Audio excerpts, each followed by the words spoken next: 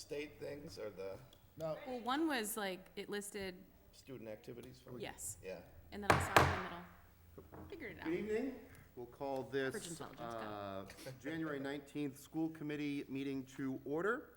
And we'll begin with the Pledge of Allegiance, please. I pledge allegiance to the flag of the United States of America and to the republic for which it stands, one nation, under God, indivisible, with liberty and justice for all. All right. A quick check to see if anyone in the hall is recording this evening. Anyone recording? All right. Next is our public comment section. Offer the opportunity for anyone in the audience to make any public comments if they'd like to. Anyone at this time? Not seeing any. Thank you very much. This evening, we have no consent agenda. The work to complete the minutes from our last meeting, I believe, is still ongoing. And so at our next meeting, it is likely that we will have multiple minutes to review in our consent agenda. Which brings us to our student representative report and Angelina. All right. To begin, the Murdoch High School's National Honor Society students helped at the wreath cleanup for Wreaths Across America at the Winchendon Veterans Cemetery on January 13th. Murdoch High School students had midterms and finals this week. Tomorrow will be the last day with quarter 2 grades closing as well. This Saturday, January 21st, the Murdoch chapter of the National Honor Society will be running a bottle and can drive at the school from 9 a.m. to 12 p.m. Proceeds from this drive will benefit Wreaths Across America. Donations are accepted and volunteers are encouraged. Please note that the drop-off location is our shed near the softball field, which can be accessed from the driveway, which loops around the school building. Murdoch Student Council is hosting the Central Region Special Olympics bocce tournament on Friday, January 27th, with opening ceremonies beginning at 4 p.m. 11 schools will be competing with mixed teams of Special Olympians and partner athletes. The public is welcome to attend. On January 25th, there will be a half-day for the whole district for professional development. High school report cards come out on January 27th. Matilda the Musical will be performed on Friday, February 3rd, and Saturday, February 4th. Tickets are $10, children 10 and under are $7, and senior citizens are free. For tickets, please call Tina Santos at 978-855-9358. Leave a message with your contact information if needed. All seating assignments are first come, first serve. For Murdoch sports, boys JV basketball plays Narragansett tomorrow, January 20th at Narragansett at 4 p.m. Following that, girls varsity basketball plays at 5:30 p.m. at Narragansett, with varsity boys basketball following that, playing at 7 p.m. at Narragansett. And then on Saturday, January 21st, varsity ice hockey plays at Blackstone Valley Tech at the Blackstone Valley Arena, with the time to be determined. And then the indoor track team has the MSTCA State Relays on Saturday at the Reggie Lewis Center in Boston. The bus is departing at 6:45 a.m. and the meet starts at 9 a.m. All sporting events are subject to change in the event of school closures, so be aware. With up-to-date sports schedules can be found at mwlma.org. And then the Murdoch Sports Boosters are in desperate need of volunteers to work the concession stand at Murdoch Middle and High School sporting events to help raise money for our student athletics. To volunteer, please contact Sue Balcarry at 978-297-5671. Text or call. That completes the report. As usual, a great report. Thank you very much. Any questions for Angelina? Mr. Chair? Yes, Greg. No question. I just want to thank the members of the NHS for their participation in the laying of the wreaths up at the Veterans Cemetery. It's an important event that takes place every year. And the place looked great when I drove by. I think it was the next day. Now, you were out. It was snowing, wasn't it, when you were out on that Friday putting? I wasn't personally there. The snow I had a conflict with it, but yes, it was snowing that It was Friday. pretty nasty, and so, people yeah. still went out. Mm-hmm. So it took a little bit of extra effort to go out, and so it's appreciated. The community appreciates it. Thank you. Great. Other comments, other questions? Wonderful, thank you. I think this is a busy night for Angelina, so you'll stay as long as you can, but I know that you have other things you need to get to, so when you need to leave, please feel free to do so, and thank you, as always, for a Yes, great thank report. you. Thank you. Mr. Chair, Larry? I'd like to move that we rearrange the agenda and move Article 9 to our next order of business in between 6 and 7, before the superintendent's report. Okay, we have a motion to move item number 9, new business, to our next agenda item, prior to item 7, the superintendent's report, and number 8, the subcommittee reports. We have a second?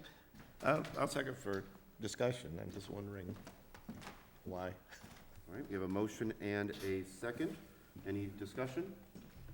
Yeah, well, just wondering what the reason was.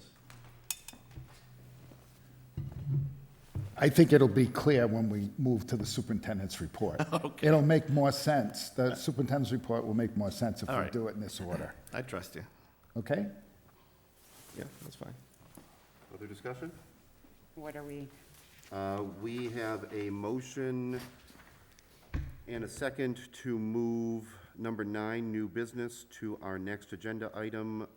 We have made it through agenda items 1 through 6, and would now be moving agenda item 9 to our next item. Any discussion? I'm sorry, just give me, and I apologize for being late. We've made it 1 through 6. And new business is, New business is number 9.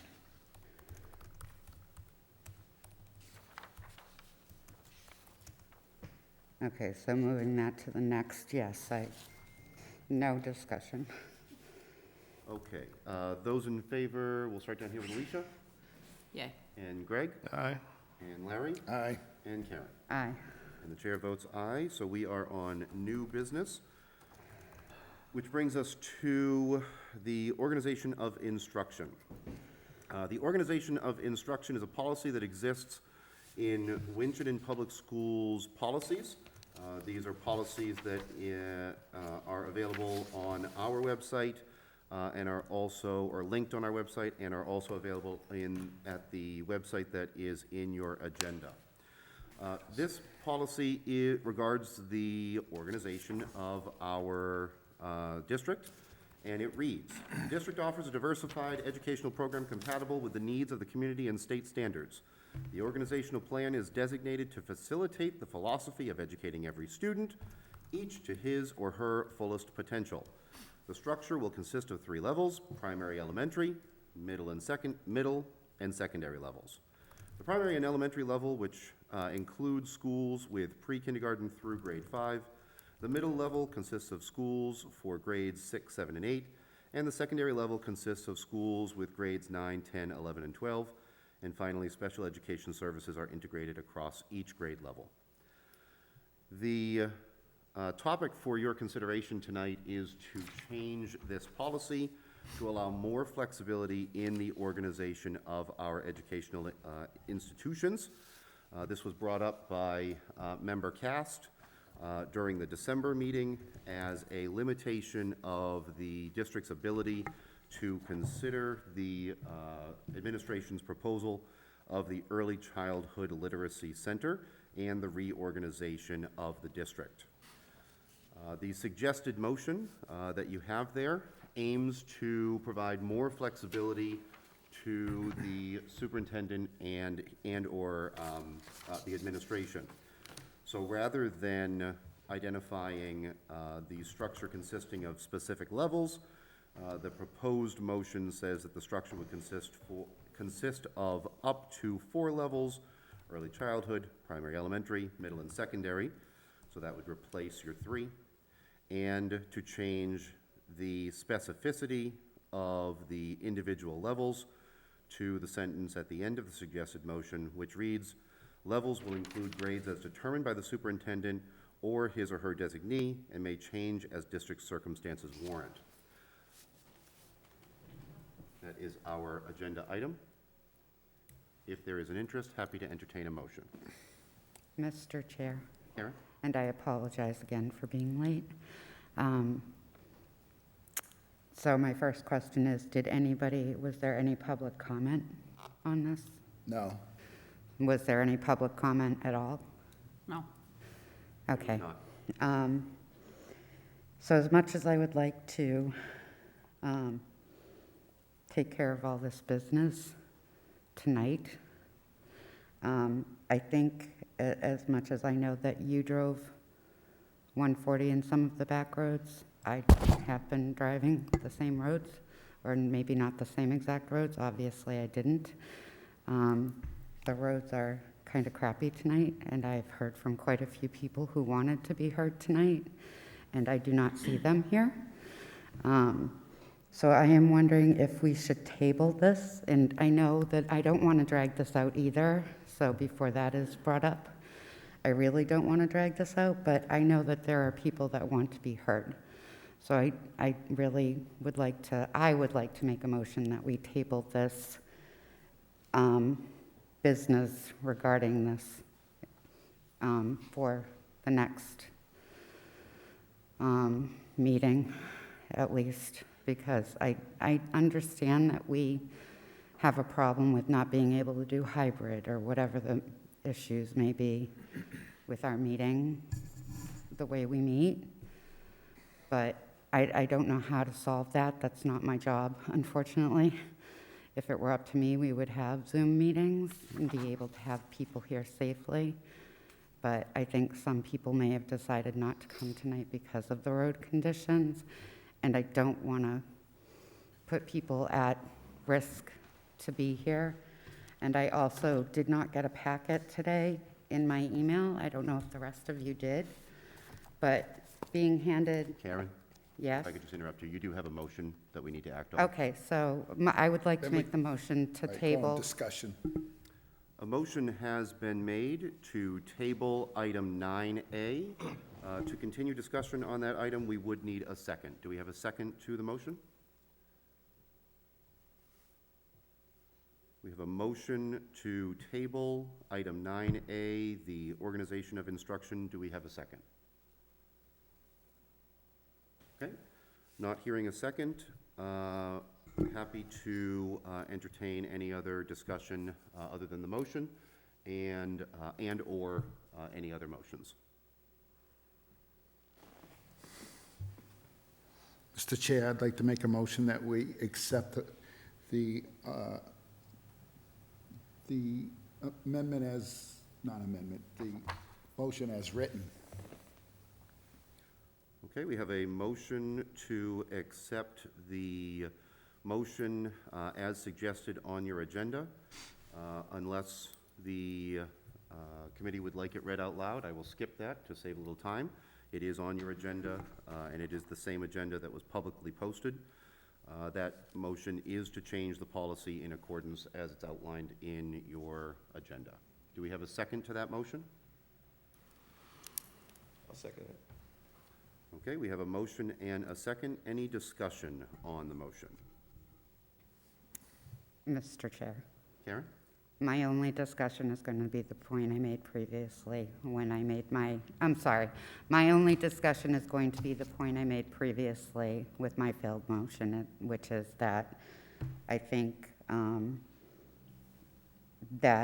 two things, because I did not finish my point. First of all, that I think that it would have been nice to have a little more chance for the people that wanted to come tonight who could not make those two meetings to be able to have their say. And I know that they had other ways to get in touch with us. I'm not saying they didn't. And second of all, I think that being given a packet with feedback and everything today, or now, from what I can see, as I haven't been, no, so that's not what's in here. So we haven't actually been given the feedback from the meetings? Is that what, may I That will be in ask? the presentation this evening. What? That is part of the presentation this evening. Okay. But that is something that it would have been better if we had had ahead of time to review. So I think that, that is detrimental to us as a school committee, making choices like this. So I will say, like to make those 2 points. That's all. Others? Mr. Chair. Alicia? Yeah, I have a question. So if this moves forward, are we going to, do we have recourse to see what the impact is and to make sure it's what the district needs? So to revisit this in another time, like if it's not working or if it is, can we get feedback to understand and to see and to make sure that it was the right decision if we decide to do this? If you look at the last sentence. Yes. Oh, Yeah. Hold on one second. Yes, right now, we're voting only on the policy that gives the superintendent the authority to reorganize the Okay. district. We are not yet voting on the Early Childhood Literacy Center, which will come up probably, we assume, unless things change later in tonight's meeting. But this motion that we're changing, to change the organization of instruction policy, we would have the prerogative to revisit at any time. Okay. For any reason, really. Larry? I'm sorry, Greg was next. No, you just made my point, so, Larry? thank you. No, he just made the point that I was going to make. So I just want Karen to know that, the door's not closed. We can always go back and review it again if need be. But I put this motion forward so that we could have discussion on it. And we can always, as the bottom says, determined by the superintendent or as a designee, and may change as district or circumstances warrant. So we can always go back and change the policy. You're on the policy committee, so we can always go back and change the policy if we have to. So it leaves the door open. I understand that.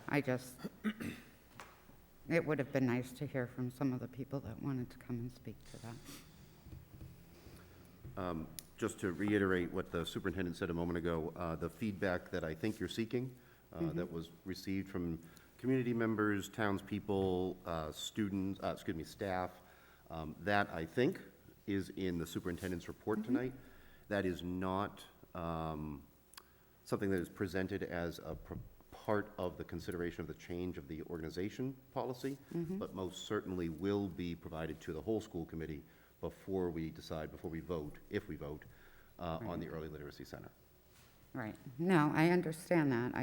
I have some concerns, and I'm not going to get into all of them right now. I have some concerns.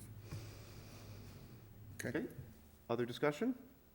All right, we do have a motion to change the organization of instruction policy as outlined in the agenda, and we do have a second. Hearing no other discussion, we'll take a vote on this motion, and we'll begin with Alicia, Aye. and Greg, Aye. and Larry, Aye. and Karen. No. And the chair votes aye. That is a vote of 4-1 with no abstentions. Very good, thank you.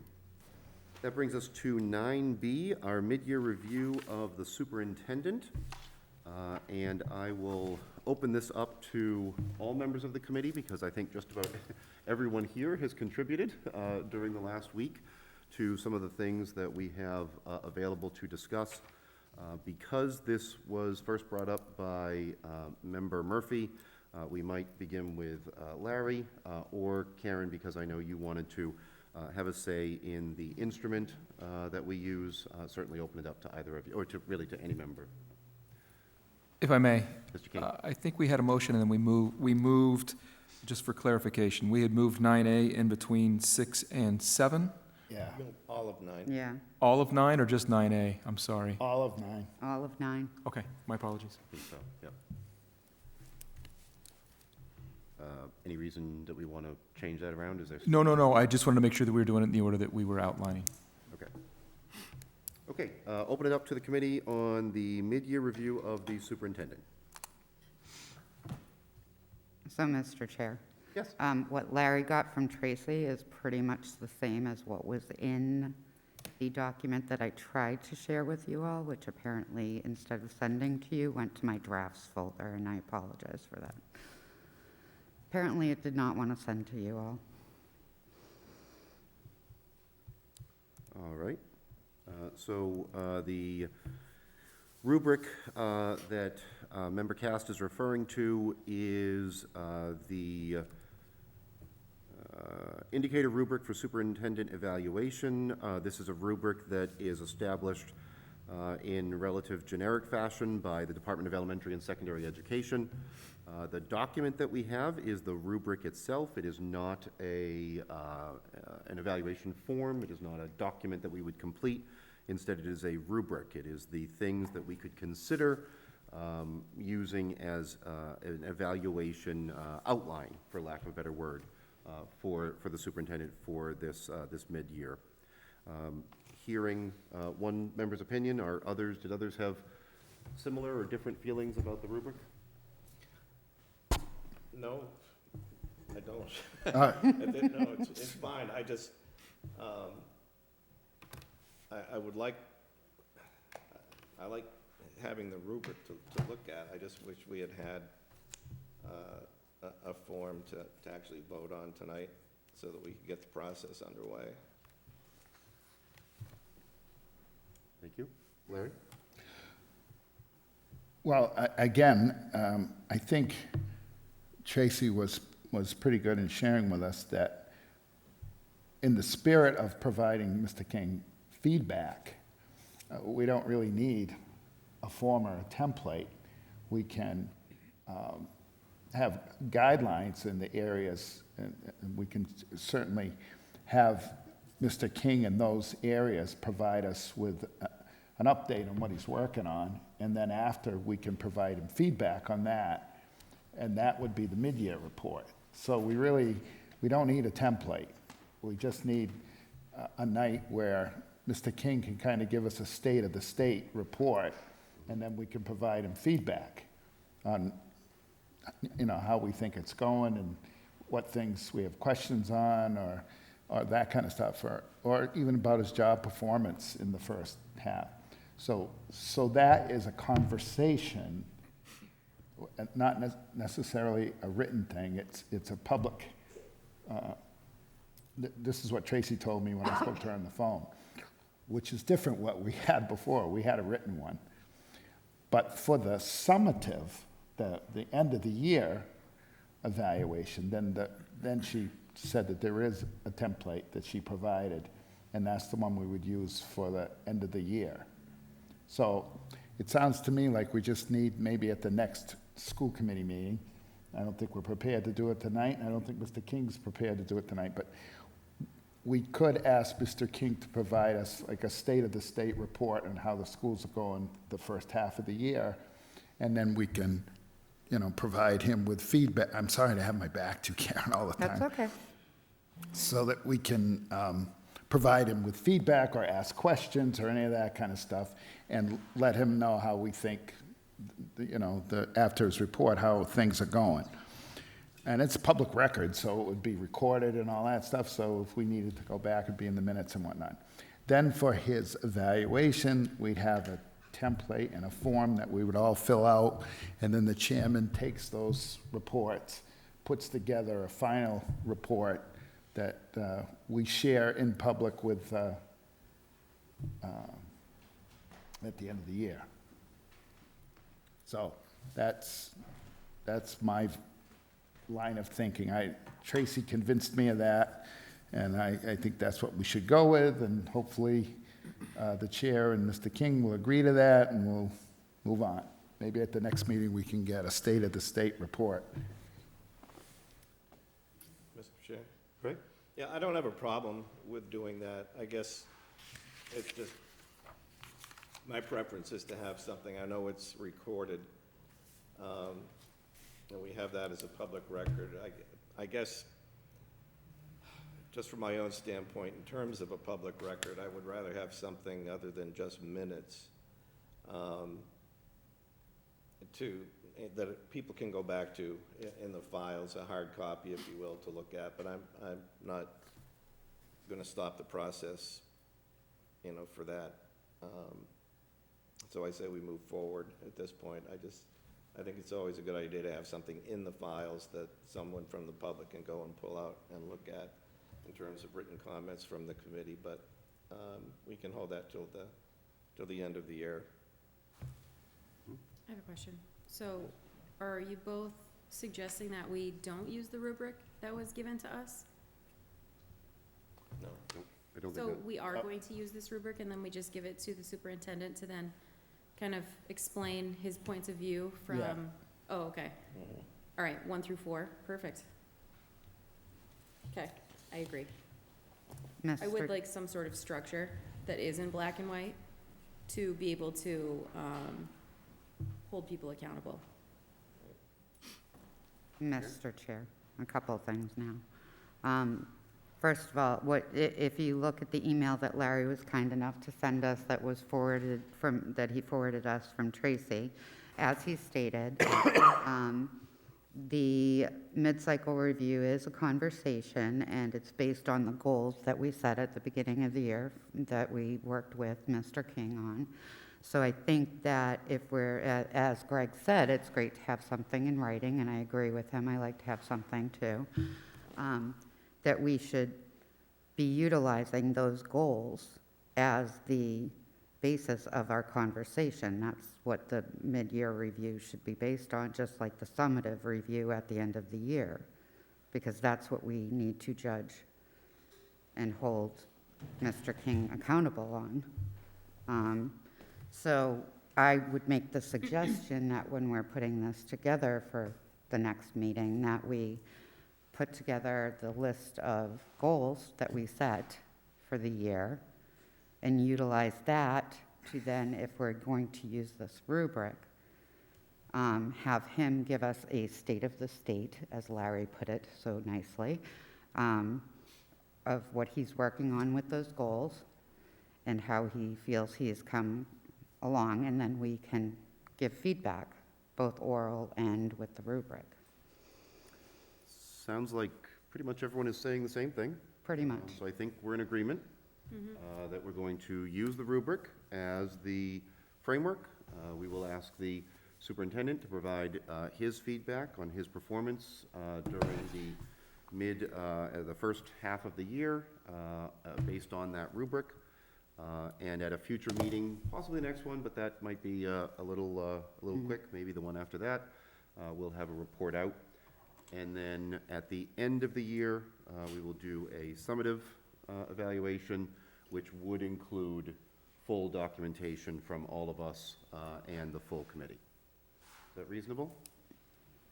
All right. If the committee is willing, I will get this rubric to Mr. King, although I suspect he already has it, and we'll make sure that he is on the same page and ready to make a presentation to us at a near future meeting. Okay. Other items on mid-year review of the superintendent? Nothing here. Okay. That brings us to an item that was tabled last time, which is the MASC conference update, and we'll turn to member Cast. And if you remember, and obviously I think some miscommunication was, happened, I had asked for this to be moved to February so that I could put together a little bit of a presentation for you.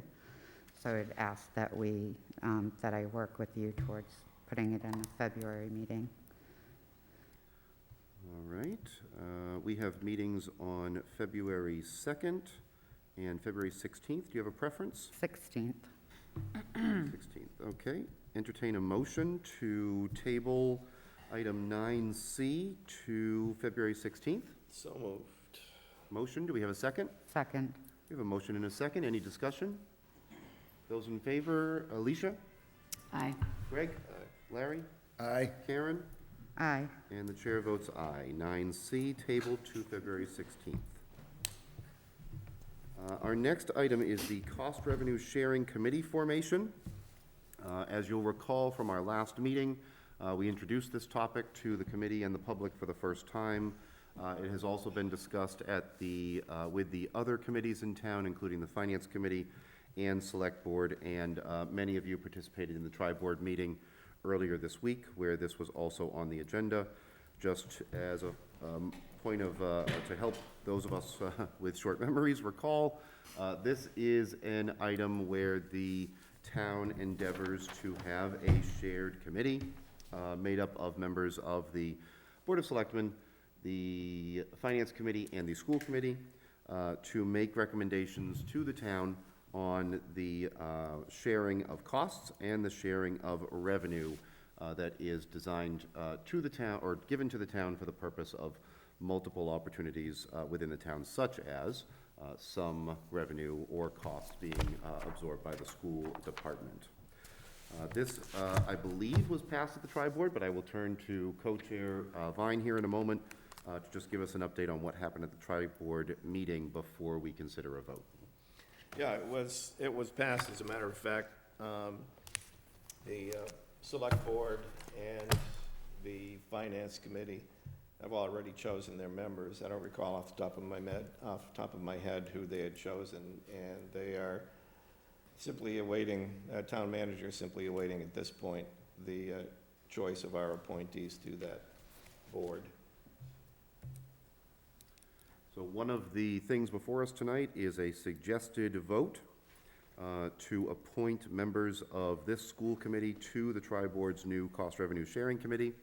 I believe that it was decided that we would have 2 seats on that shared committee, so we would be looking for 2 individuals from this group to represent the school committee. I do not have, and I'll look to Mr. King to fill in the gaps if he knows, I do not have a prediction as to when the committee's meetings would begin or how often they would be, but I can only guess that they would be sometime in the distant future and relatively few and far between, because these are not costs or revenues that come up often. It is more associated with new opportunities. But Mr. King, if you can add something.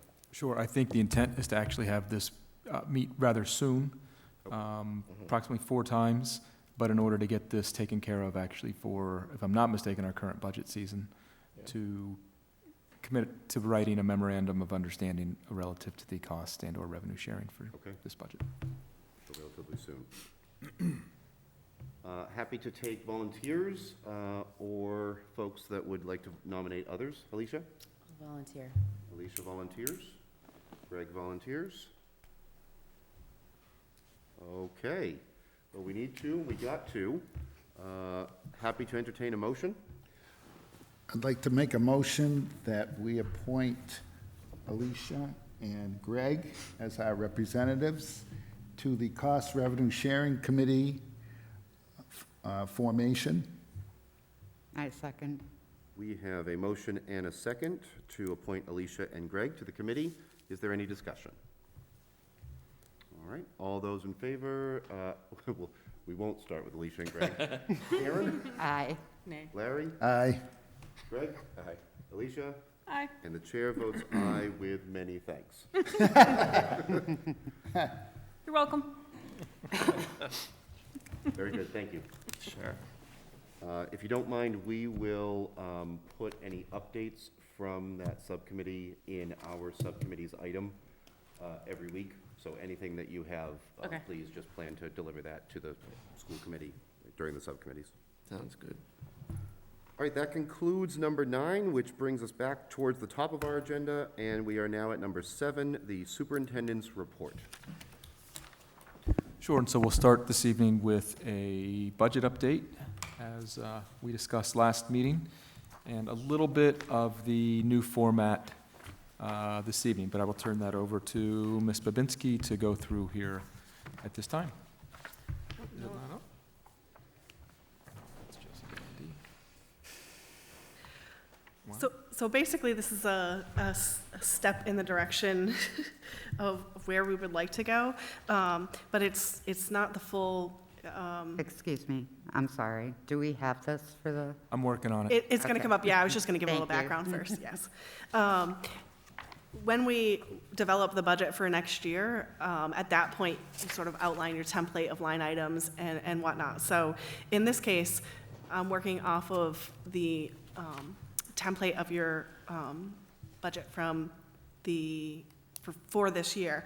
And basically, what we've done is outline the budget based on location, so it's by department at this point.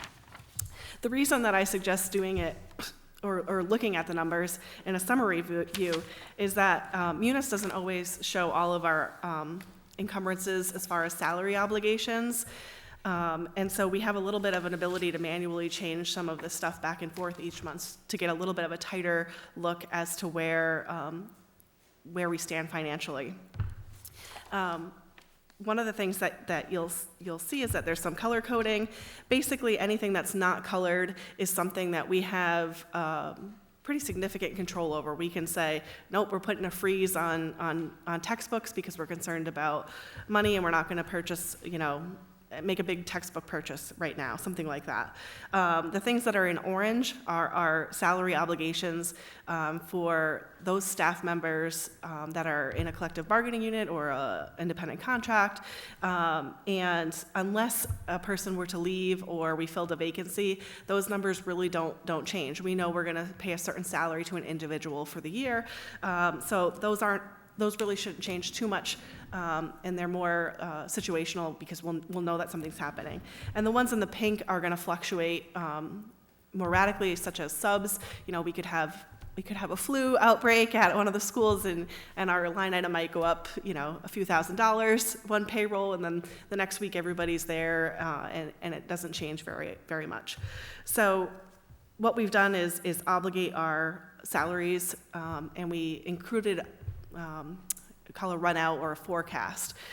So you can see some negatives that aren't reflected in the Munis report, and some positives that aren't reflected in the Munis report. And obviously, when you create the budget, it's almost a year in advance, and so you're anticipating full staffing, and you use numbers such as your current staff. And when people exit and enter, you may have somebody who leaves. That's a step 13, and when you hire, hire step 1. So that's a dramatic change in the salary. So that's basically the reason that you'll see some of these. But what we've done is forecast out what we are obligated today to pay in salaries. One of the things that we were looking at was around the policy in changing line items regarding salaries and expenditures. And so we will do some line item transfers for the next meeting just to clean this up so that you aren't seeing the negatives within salaries and within expenses. Certainly, as it gets closer to the end of the year, any changes between those two line items, between expenses or salaries, would be brought forth to the committee for any votes. We kind of think of the year as in three ways. We do a lot of work in the summer, purchasing all the stuff for the kids to come back, facilities projects, clean up, those kinds of things. So we spend a lot of money in the summer, and then everybody kind of slows down when the school year starts. And then we spend a lot of money in the winter on utilities and plowing and all of these kinds of things. And then we kind of get nervous and hold back, and we want to tweak all the numbers to see where we're at, and then we have to spend anything that's outstanding or make adjustments to make sure that we end the year not giving any money, leaving any money on the table, because we have plans and priorities that we need to make sure that we're fulfilling, and that we're not showing a deficit. So by doing a summary, you have the ability to sort of manipulate it a little bit more. So if you look at the report, it just kind of goes through Murdoch High School and athletics on the first page. And again, really the only things that really stand out are those salary line items that we will tweak within. The other thing that I noticed that you really tried to work on with last year's budget is putting people in the right places, so that if you budgeted for a particular person at grade level 6, but they're really teaching grade level 7, well, we've been paying them out of grade level 7 to make sure that it's coming out of the right place, but that might not be reflected in the budget when they were originally budgeted for. So there's really some lines are higher, some lines are lower, but there's a zero balance change, so. Murdoch Middle School, it's the same thing. Toy Town, and really when you go through it, it's very similar. Each of the schools are there, and then you'll see special education, school committee and central office type expenses, custodial expenses, facilities, and then sort of your technologies and communication utilities. So it's separated out by department. But this way, at least, certainly we gave a budget report just 2 weeks ago, and not much has changed, but at least you have the template to kind of look at. I've kind of always thought of my job as it's important to be able to communicate the financial standings of the district to the committee, so I welcome feedback as we tweak things to be able to make sure that you really understand the numbers and how they're being spent. Mr. Chair? Larry? Oh, thank you for doing this. I mean, Yeah. this, I think, simplifies things, and it's much more user-friendly than the one we got before, Yeah. which was a nightmare. My glasses were not strong enough to read all that stuff. Anyway, so I appreciate that. But could I have a little bit better clarification on what the pink means? Yep, Again, so the pink are things like your subline items, tutoring, things like that really changes depending on, they're more of like your time slip type expenses. So things that are that we want to keep an eye on every payroll period to make sure that we're within the budget, and can fluctuate at different times of the year. all right. So if I understand it, I just want to make sure I understand. So those are the ones that fluctuate and we can't really predict. For example, you mentioned substitutes. Yes. I mean, that might be, we might not have any substantial cost 1 month, and then we get the flu, and all of a sudden, the numbers go way up because we need a lot of subs. So that's what the pink means? Yes, some of them we can predict, some of them we can't predict, but those are the ones that we want to really look at every month to make sure that we have a handle on them, so that. What does it mean when there's nothing there? And that there's a pink, but there's no, So in some haven't cases. spent any money, or? Correct. So in some cases, there are things like summer hours. Maybe you didn't need them this summer. So a lot of the pink things, I will still be following up on to make sure that, for example, there may be some club stipends or things that you only pay out one time a year. So as I'm still learning some of your processes and when you pay those things, I'll be adding encumbrances in there. But same thing with clubs. You may have, this is a poor example, but, you may have a National Honor Society one year, but then not have a glee club or something like that. So maybe you're budgeting for all your clubs, but the interest isn't there for some of them. So those numbers really change. They're I just circumstantial. noticed that in the athletic budget, there's 2 blanks there for salaries. So those are your We've gone encumbrances through- for your blanks. Right. So you've actually spent $42,329 on coaching stipends this year. And then once we're able to pull all of the hiring sheets for your winter coaches, then we'll plug those encumbrances in there. Same Okay. thing with spring coaches, yeah. All right, So thank those you. are going to change month to month, All right, thank you very much. Yeah, I absolutely. like it. Thank you for simplifying it. Yep. It's easier to read and follow. Thank you. Yes, and you'll see the numbers are going to change from the Munis report. So I'll include the Munis report still. Your actuals should match, your budget should match. However, encumbrances are going to be different because we're manually doing some of those encumbrances. Thank you, Mr. Chair. I feel really even more stupid now asking this question after Larry praised it for being simplified so well. Listen up, everybody. But I'm looking at, let's see here, where are we? For example, I'll just go to the MHS substitute teachers. Yes. Where are we here? Revised budget, 44.9. And 13,250 is what we've spent to Yes. date. So why does it say 100% has been used? I know you've still got money in there that you're anticipating spending, Correct. but So, it hasn't been spent yet. yep, so we encumbered that full amount for this report, Yeah. whatever's remaining, assuming that we're going to spend 100% of that, just because I really wanted to tighten up the numbers to see where you are.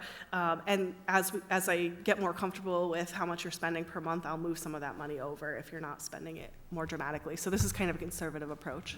So you still have $31,649 to spend, but we don't want to spend that money on a facilities project Right. because we may still need it this year. you know, if we decide to do So you another. earmarked it. Correct. Yeah. So, Thank you. so there's still 31,000 Correct. actually available. Correct. Okay, I guess the fact that I didn't see that in the available, I was just wondering what happened to it. That's all. Yes. Okay, Yes. thank you. Yep.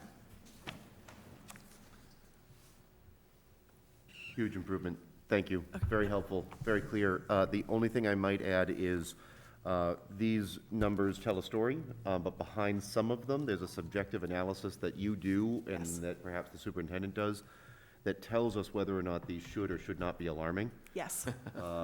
Things like, we are underspent by 50% on the snow removal line. Yes. Is that something we should pay attention to, or is that something that you obviously know is because we have had less snow than normal?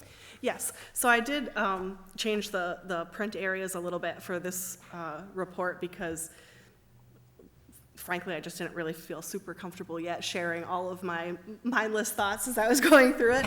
But I do have a notes column, which I will start sharing with everyone just to kind of alert you into, you know, where we're at, or, you know, a few of my notes are, you know, to check things. Like I believe that one of the coaches may have been paid out of a salary line item, so we're gonna reclass that money. You know, it's only $3,000, it's nominal, but it does make a difference in making sure that we're reporting our expenses in what we're actually spending them on, so. Great. Yes, so there'll be a little notes and a cheat sheet, and certainly ask questions. I suspect there'll be more questions, you know, as we go, because you're seeing the numbers in a little bit of a more realistic way, so. Can't wait to read your shorthand. Thank you. Yes. Mr. Chair, Oh, yes, Karen. I was just going to say this is great. Thank you for doing this. I think the only thing I would say is maybe put the color code on the sheets just for going forward, just to help us.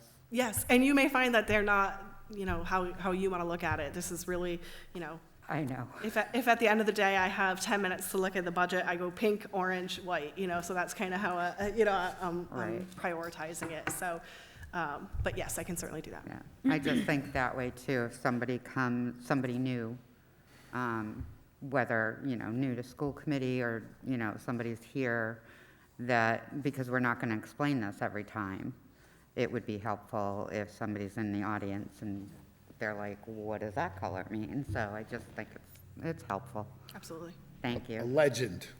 A legend, yes, like Larry. In my own mind. Thank you. So just to summarize on that real quickly, we're trying to roll this out in a few steps, is the spirit of this. So tonight was step one, and you'll continue to see some pieces as we go over the next couple of meetings. So if there's no other questions around the budget, I will, that's all. It's really in the subcommittee, excuse me, the superintendent's report. We have the next item of old business, if you want to just move to that, if you would like, which is the Early Childhood Literacy Center and Schools Reorganization Proposal Update. What about subcommittee reports? What about We eight? do have one more Oh, okay. agenda item before we get there. You got it. But that's the end of the superintendent's report. That is the end. Fantastic. All right, we are at subcommittee reports. Thank you to those that volunteered for the cost sharing, cost revenue sharing committee. You all have a report? Any other subcommittees with reports tonight? No. Mr. Chair, Greg? just not really a heck of a lot to report, but just to let you know that the Capital Planning Committee held its first meeting last night. I wasn't able to be at the meeting because of a work commitment, but I did meet with the town manager yesterday. And he did give an initial figures of what people are asking for. And there's quite a bit.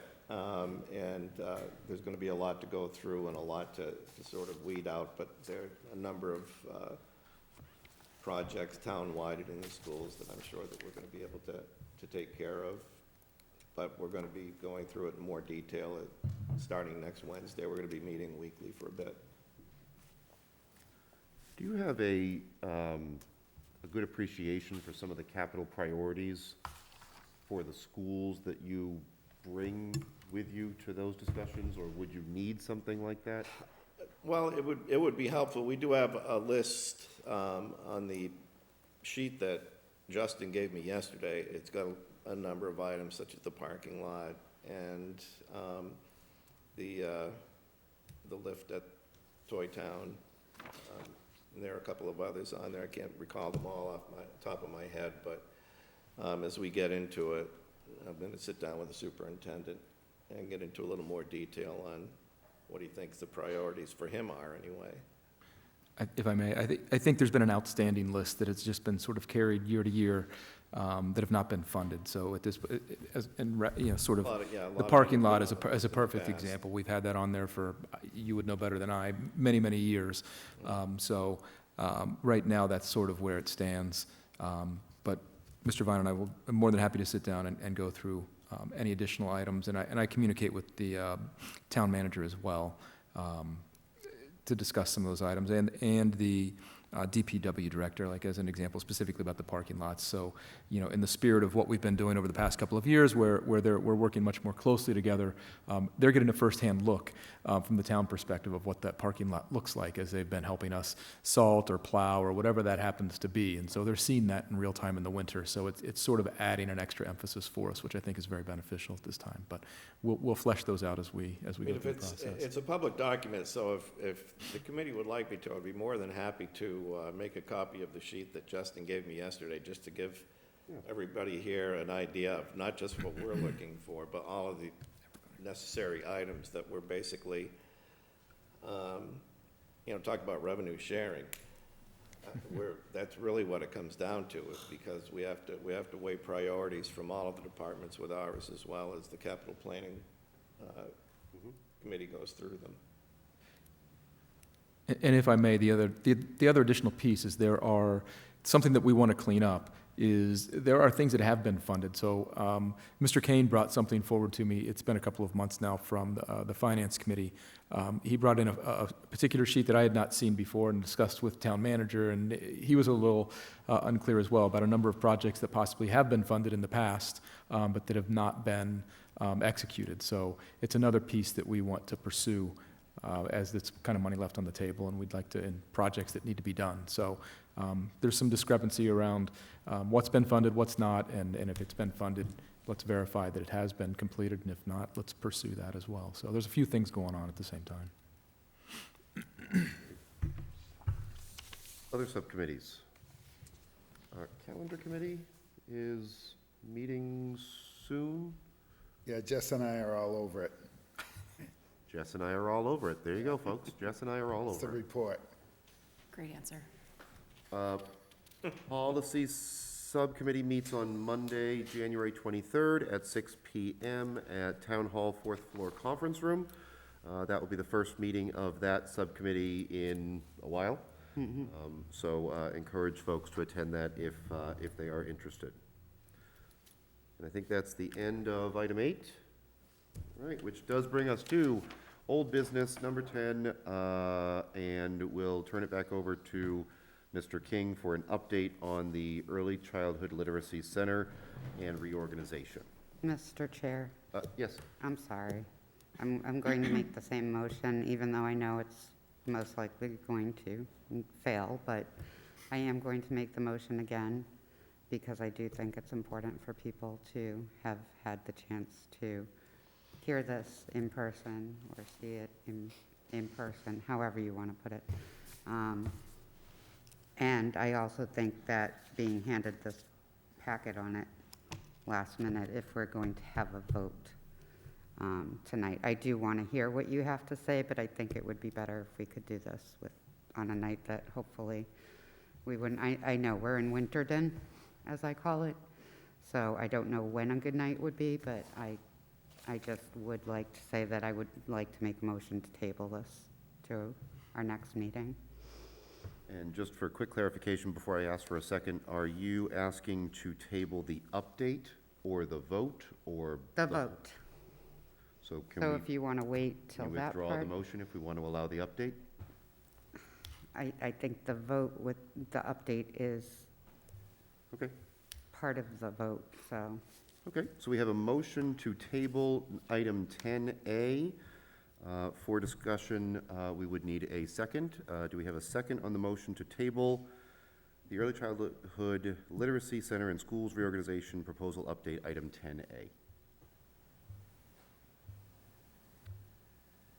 We have a motion to table 10A, just seeking a second.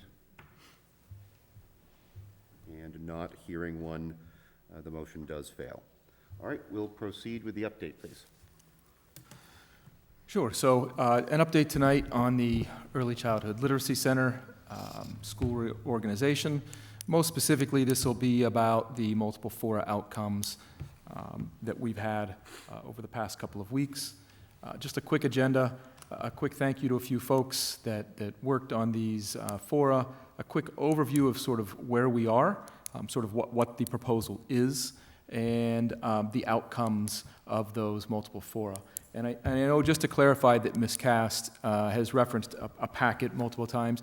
This is not necessarily a part of the proposal or anything else. You had asked for data. This is a number of research articles summarized on the front page just for the board's review at your leisure.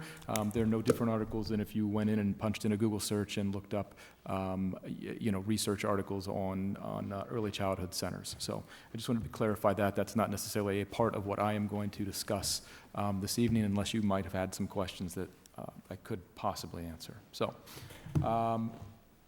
really first a thank you to a few different folks and a little background on how we ran the fora. I'd like to just really thank Stephanie Rondeau and Andrew Collins for running the teacher forum about a week ago, and as well Miranda Jennings, who facilitated a number of the parent/community forums, I think, a couple of those. And I wanted to specify why those folks were the ones running these forums. And that is very specifically a strategy on my part, where I think it's very important that there are folks in the room with whom the stakeholders are comfortable.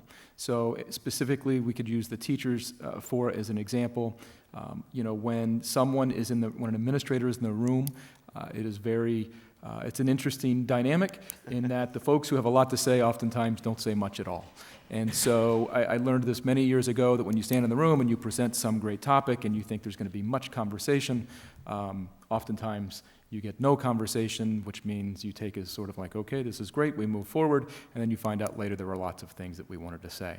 So a strategy I've used a number of times over the years is to ask for someone that they're more familiar with to be in the room so that they can speak more freely. And so we actually saw that over, most specifically in the teacher forum. I mentioned this to them, and where there are just particular folks who, whether it's for the hierarchy, whether it's the title, whatever it is, they're just not comfortable speaking up out of respect, whatever that happens to be. So to treat them like professionals and give them an opportunity for voice, it's a strategy that I've employed. So I did finalize a couple of meetings where I also held those to come back in with the concerns and discuss those directly with the stakeholders. So Miranda Jennings held a couple of forums.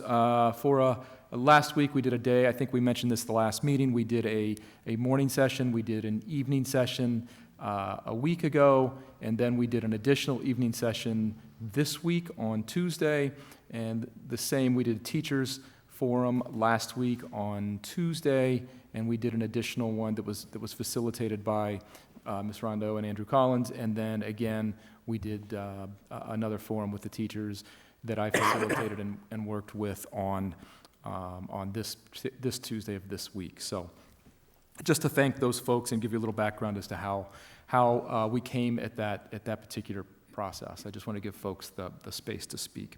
A quick background again as to where we are with this. Oh, and let me just mention that the forums were posted a number of different places: Parent Square, Facebook, our town website, our school website, the newsletter, the weekly newsletter that goes out, as well as the Winchendon K-12 email, the local internal email. And then the presentation has been shared during every weekly newsletter, so it's gone out multiple times as well. And of course, the newsletter is for more or less, Parent Square, but again, it's also posted on our. It's also gone out through Parent Square, Facebook, it's on our website, it's been in the newsletter, and so on. So there's been a lot of distribution of both advertising for the fora as well as the presentation. So just really a quick background as to why we're proposing this, and then I'm going to just simply go through the concerns and issues that were raised through the forest. So again, the reason that this proposal is being put forward, which is a pre-K center, which ultimately impacts, of course, the other grades in the structure of this. But the origination of this is to focus on a pre-K center, and where we're coming from on this is, I'll reiterate this, that we've been an underperforming district for 15 years, some would argue 20 years, where there's been at least one school in our district, if not more, that's been underperforming, deemed as such by the state. So as recently as 2018, all three of our schools that qualify for any type of accountability, which would be the high school, the middle school, and Toytown Elementary, were all essentially at the 10th percentile in the state or lower, which means we're the worst 10% of schools in the state. Kind of additional statistics, quite frankly, and we've discussed these, but just a couple of quick hits. The high school we have a very low high school to college matriculation rate. In fact, we are the 7th lowest in the state, or we were at least in 2018. But then the flip side to this is, in the past few years, the middle school and the high school have gotten out of turnaround, which we've talked about right in here. We celebrate that, and it's fantastic news. However, there is a dark side to that, if you will, which is to say, those turnarounds are really based on high growth rates.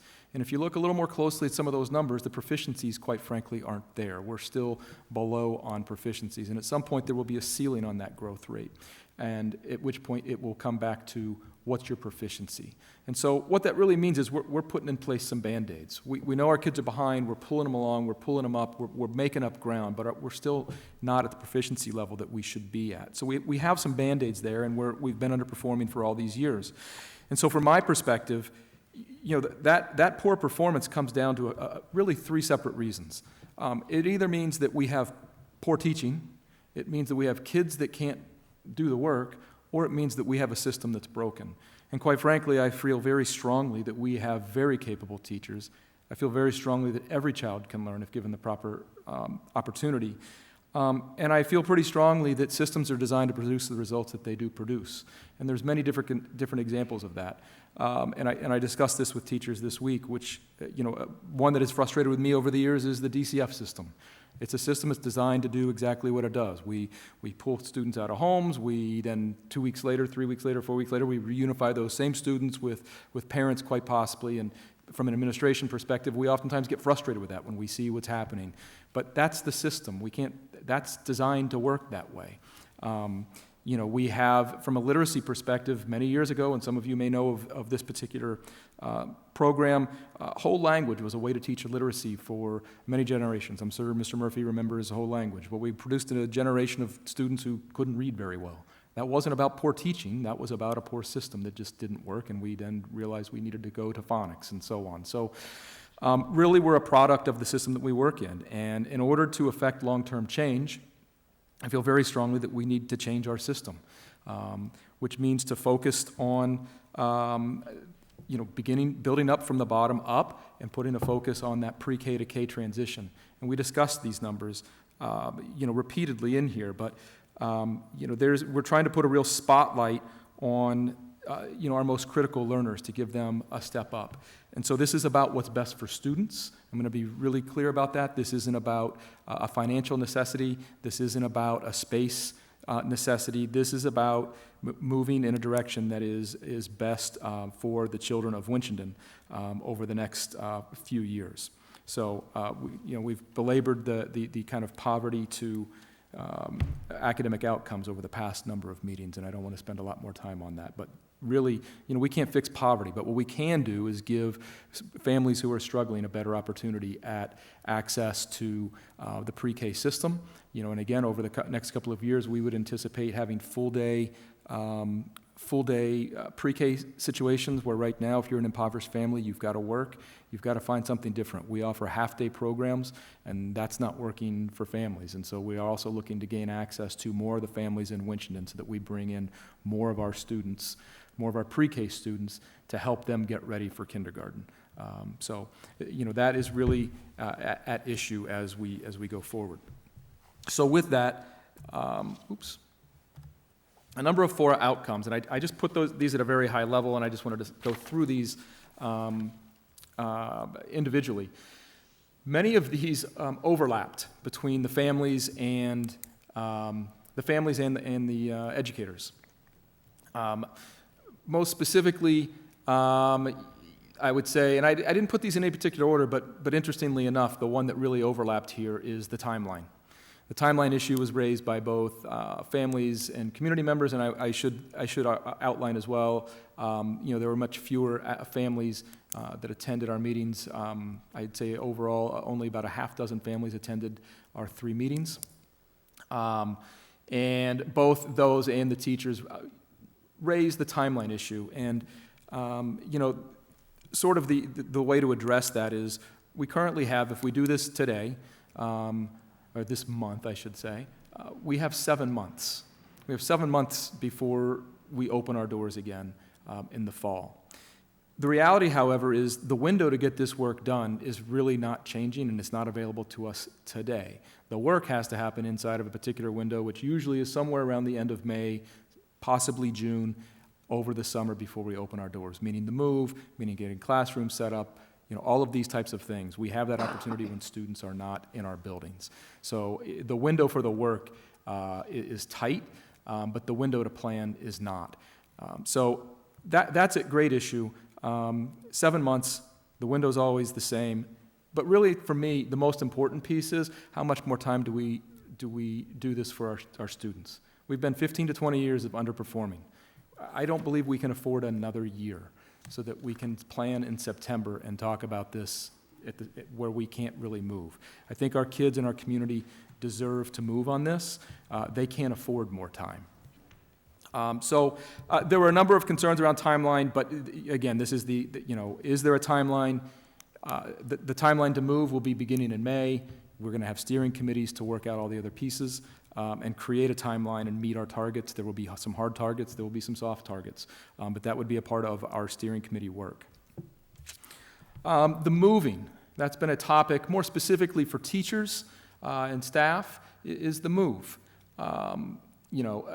Obviously concerns are who's moving, and again, we've covered this. We'll be bringing in a moving company. When would the move happen? Again, that window is the same every year, which probably is somewhere around June to the end of the summer. That's not really going to change. There were concerns, of course, about their materials and getting to the right place and those types of things that we always are concerned about if you're moving anytime. And I would say to our teachers, loss of materials, those types of things. Document what they have, and if there are things that are important that are lost in the move, broken in the move, those are realities of any type of move. We would say, let's wait until September, get a list of those types of items, and the district would work to replace those items if that's a major piece. I know that's been a concern that's been raised, and we certainly don't want to short shift any of our teachers on their materials. And again, we talked about the move and including facilities and IT. They're well aware of all these things. So again, a steering committee would talk about how would we label boxes, a specific IT box, and so on and so forth, room numbers, all of those types of things would be planned ahead of time so that the move process and hiring movers would be able to get the things in an efficient manner to the right locations. And we learned some of these things during COVID. We can improve. We've already done this once. We'll do it better the next time. Why Memorial versus Toy Town? Again, that was an overlap between our kind of families / community and our teachers.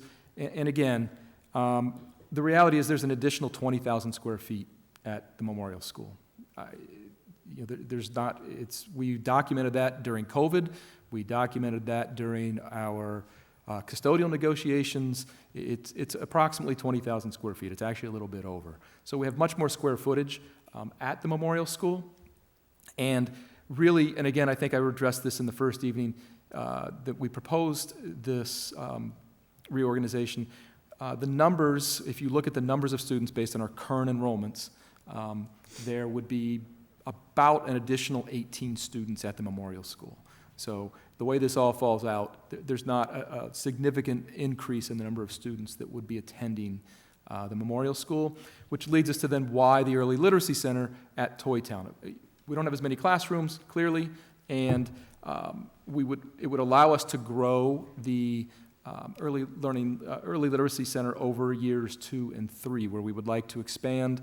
We've discussed a transitional room in the first year, literally quite this coming up year, and the transitional room meaning for those students who have finished pre-K but just really aren't ready for kindergarten. And if you talk to the kindergarten teachers, it kind of generated a laugh at the last meeting. They talk about it every single year. So that would be something we would want to implement right away. But then over the following years, we would be looking to endeavor in opening full-day pre-K programs that would help the families of Winchendon have better access to a pre-K program that they don't currently have.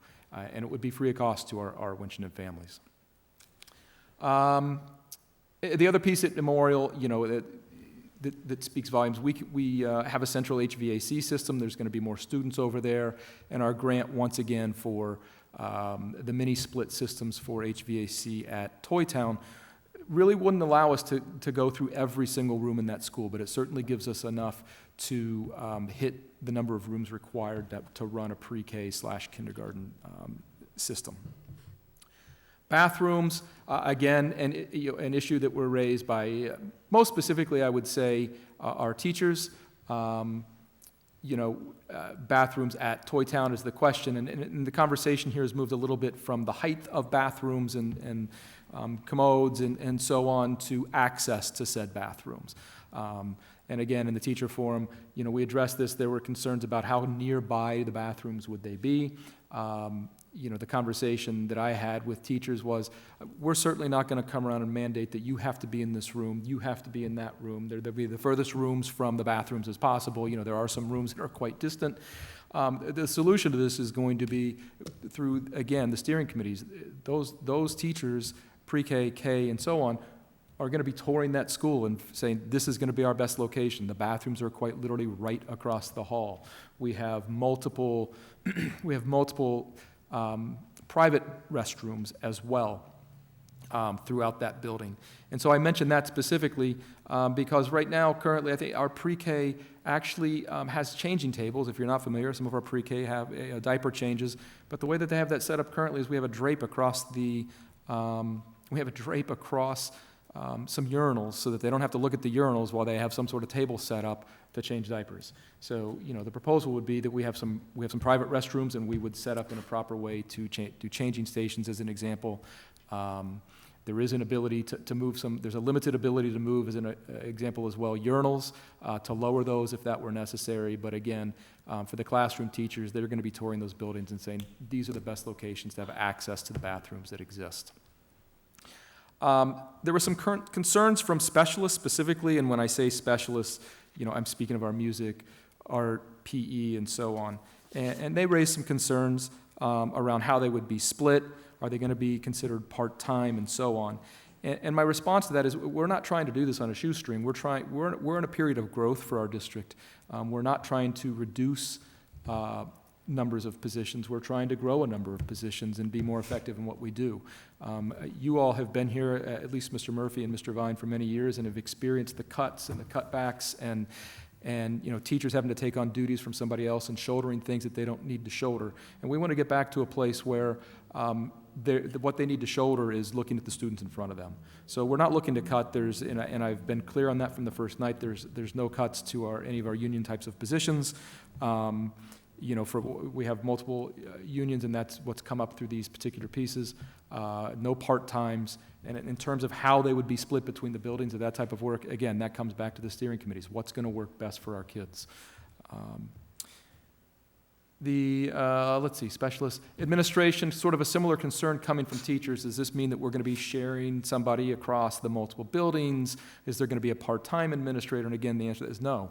This is going to be, we're not trying to do this on a shoestring. This is going to be a full-on facility that will be staffed appropriately. There will not be any part-times. We're not going to be sharing administrators across the buildings and so on. We're going to employ appropriately. Excuse me. Questions come up about steering committees. When are we going to have these? When will they begin, and so on? The quick answer is, on approval, on support from the school committee with a vote, we would have emails going out about steering committees within the next day or two. To formulate those, they would be staffed by something most likely one person from each grade level of that particular destination building, specialists, special education, and so on, an administrator, somebody from the union. I'm speaking in loose terms. But a manageable steering committee that can make decisions and move things forward, where there would be a responsibility from the members involved to gather information from their colleagues and bring that forward to the steering committee. We would look, as an example, if this were voted tonight, we would have those up and running next week. What types of steering committees would we have? One for each destination building, a facility/IT, special education, whatever those types of would be necessary, but that would be the starting point. When would they meet? We would be meeting after school. It clearly doesn't make sense to meet before school. This is about students. We're not trying to take time away for the rest of our year. We don't want to lose focus on the work that we currently have. We want to remain focused on the work that we are doing, and we would do this work after school hours over the course of the rest of the year until such time they were no longer necessary. Other staff, so there's concern for other staff from the staff that showed up at the forum. So in other words, I don't believe there were any custodians in the particular forum. No one attended, which is fine, or tech people. And those in attendance were concerned about those, as well as making sure that the secretaries and the paraprofessionals had voice. They did attend. And again, the assurance is it was about their positions. Again, we're not reducing positions. We need our positions and we need to grow. Support for, just to make a point, in our family fora, there was support for this type of center. There were families and members that spoke up in support of having this type of thing, and I think it's important to note. And then lastly, I put this last, is grade 5. And there's a number of concerns about going, we've discussed. I don't think there are any new concerns that we haven't currently addressed. We have looked around locally. Again, all of our local middle schools, I believe, start at grade 5. Looking on the DESE website, there's no rhyme or reason to how schools necessarily set up their schools. I'm sure it's often driven by space, it's driven by money, it's driven by a number of different decisions. There are pre-K to 12 schools in this state. There are K1, 2, 3 schools. I mean, you name it, it's out there. It's very easy to find. There's not necessarily a hard line, correct way. We have, looked at curriculum and have repeatedly said that grade 5 is about content. Content happens in middle schools, and that's why we deem it appropriate. Most of the concerns come from around safety from our families. That's again, this is one of the major concerns from families that have shown up, and we've received some emails as well, I should be fair. And so reaching out, the one place, there are not a lot of schools like us in size, meaning a middle school and a high school that share one physical space. But we're fortunate that we have a neighbor that is exactly like that. Narragansett, if you're not familiar, has grades 5 through 12 all in one building. Their middle school is broken up to be 5, 6, and 7. Their high school begins at grade 8. But the point here being that they are in the same physical building. They share the same physical buses. And so in a conversation with the superintendent of schools at Narragansett, he was very clear this has been a very long-standing practice. This is not a new practice. They do not have issues with their seniors, juniors, et cetera, between those and their fifth graders or that type of thing. We understand the parental concern, but at least from the Narragansett perspective that shares this same model in terms of grade levels, no issues there or on the buses. Quite frankly, the juniors and seniors just really aren't that interested in the middle school, the younger middle school kids. And in fact, I would say in our own district, it's quite frequent. I know that Ms. Vizina gets complaints from the high school. They kind of rat out the middle school kids, if I'm going to be frank, right? They actually, Ms. Vizina knows all these kids, and they go right to Ms. Vizina, do you know that Johnny was cussing on the bus? Right? You need to take care of that, Ms. Vizina. So it really is from the opposite perspective. They kind of look out for the little guys, and it's sort of funny, to be honest. But again, Dr. Cassavant over in Narragansett was very clear with me that they really don't have any issues. We kind of had a chuckle that he has more issues on the bus with his elementary school, 1 through 4, than he does with the high school, 5 through 12, just from behaviors on the bus. They learn over time. And again, to use them as a model, just from a safety perspective. You know, we here have middle schoolers sit up on the front of the bus, and as you get older, you're allowed to move to the back of the bus, because that's the best place to be, we all know it. At Narragansett, they don't even separate it out. It's first come, first serve. Get on the bus, so they don't even have that type of mandate. They said they did away with that years ago. They didn't find it necessary, so. Those are the outcomes that were raised across all of the fora, and you know, those are the types of responses that they've received, that the folks have received, and to share with you this evening what those concerns are. I'm happy to take any questions, comments, et cetera, as we proceed. Thank you very much. Questions or comments for the superintendent? Mr. Chair, Yes. I know public comment is passed. I'm asking to be able to ask a couple questions. Would the committee like to entertain a motion to revisit our public comment section? I'll make that motion. I'll second it. We have a motion and a second to return to our public comment section. This motion, may I ask for, nope, never mind. All right, we have a motion and a second. Any discussion? Those in favor of returning to our public comment section to allow for public comment, those in favor, Karen? Aye. Larry? Aye. Aye. Thank you. Alicia? And, say again? Yay. And the chair votes aye. That is unanimous. So we will be at public comment, and if you'd like to make some, please make your way forward. Please come right up to the microphone. Yes, please.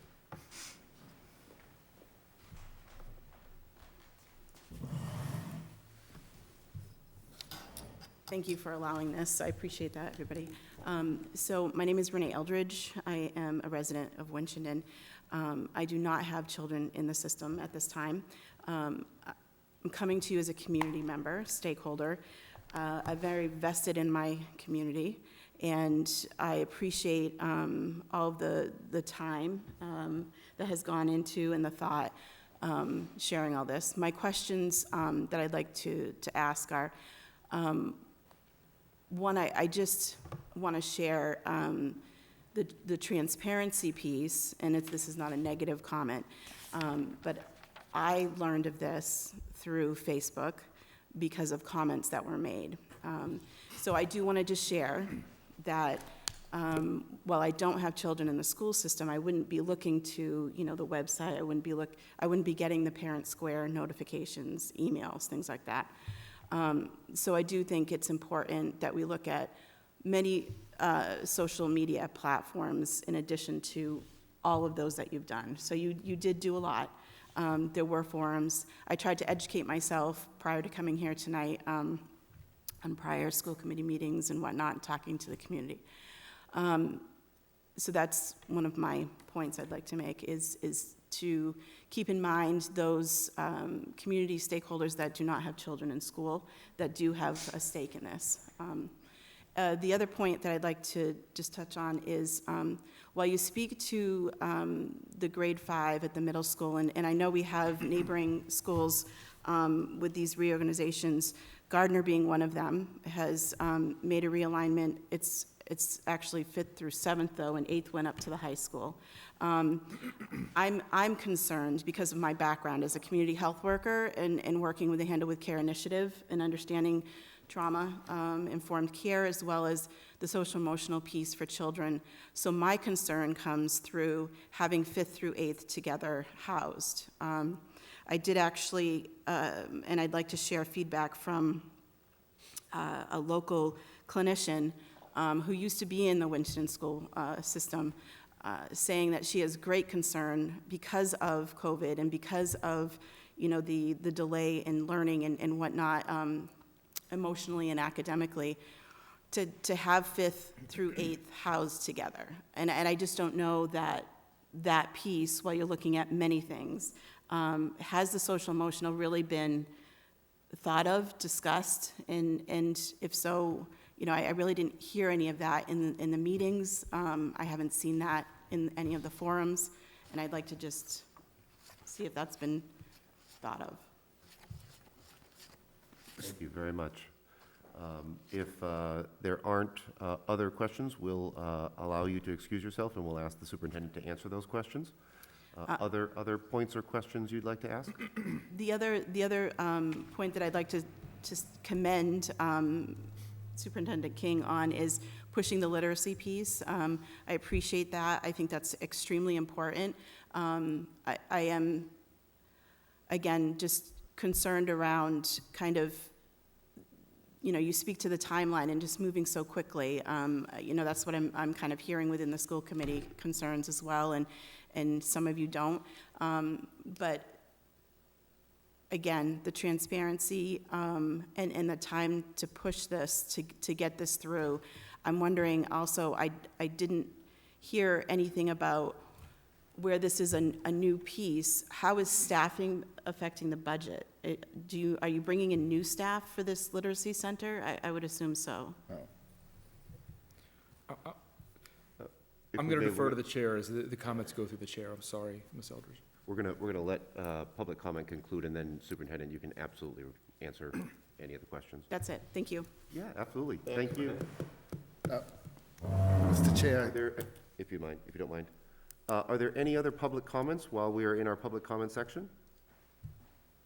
Any others?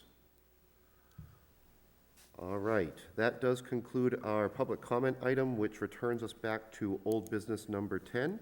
And if you don't mind, I'm going to let the superintendent respond to the public do comment mind, first. actually. You do mind?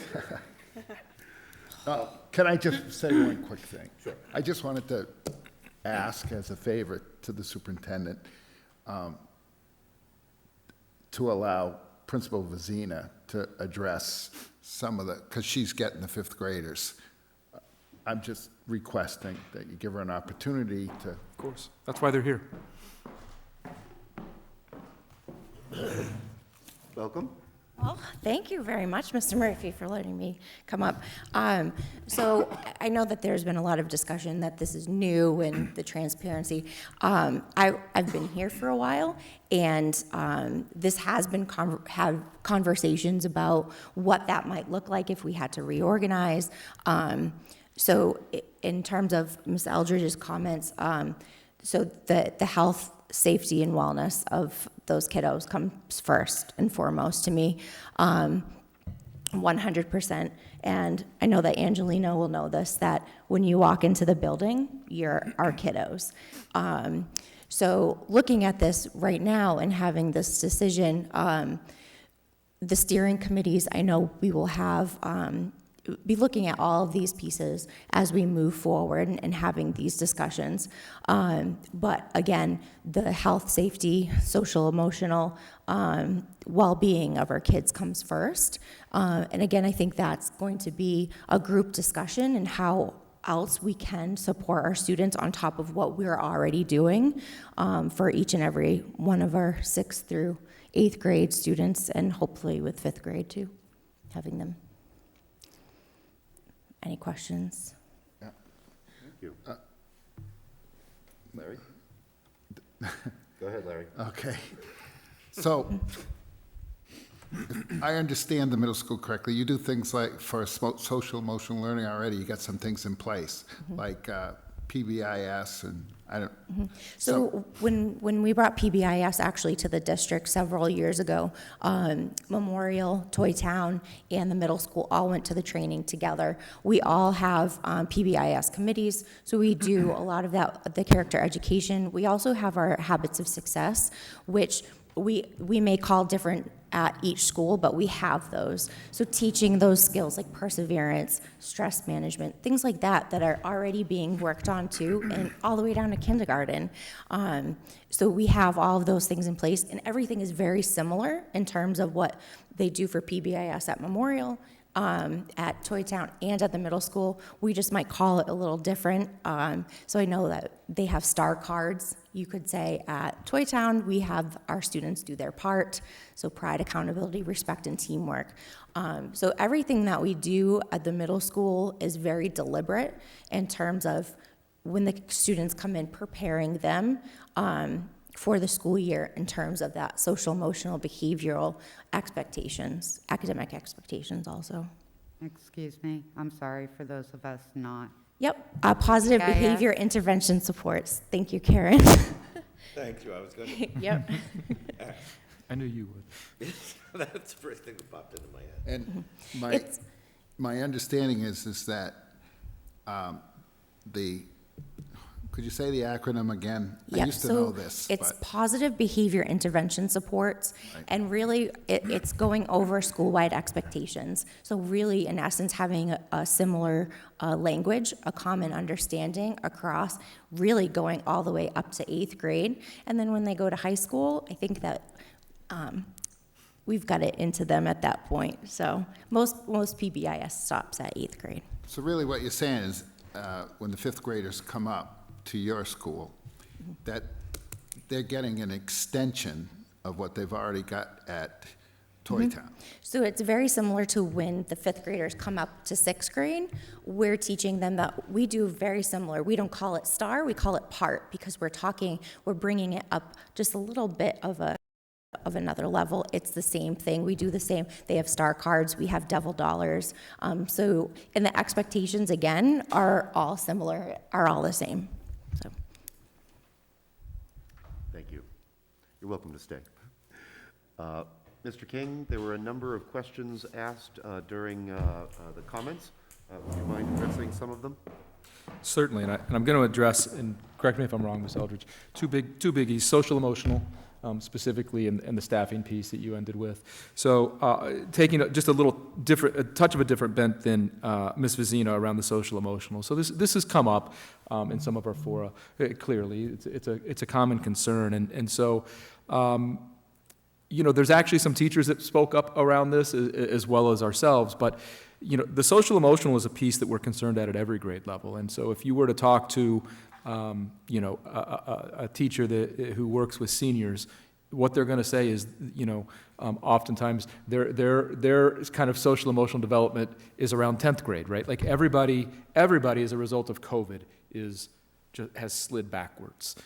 We know that that's not Winchendon, that's not Massachusetts, that is the United States, is that we are all dealing with students who didn't have access to grow appropriately, socially, emotionally over the last X number of years.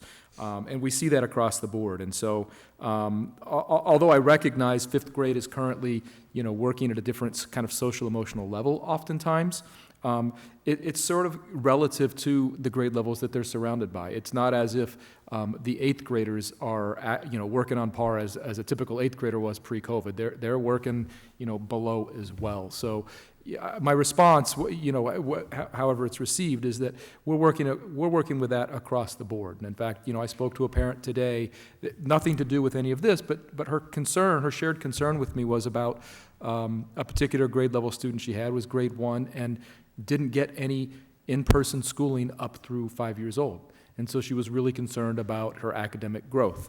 I'm just going to leave that off.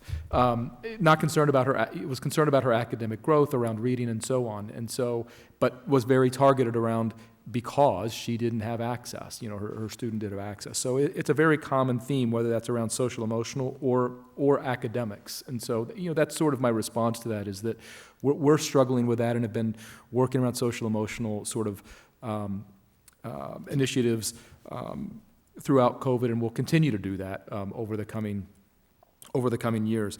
Just to kind of continue around that grade 5 piece that really seems to be the touchstone and a lot here.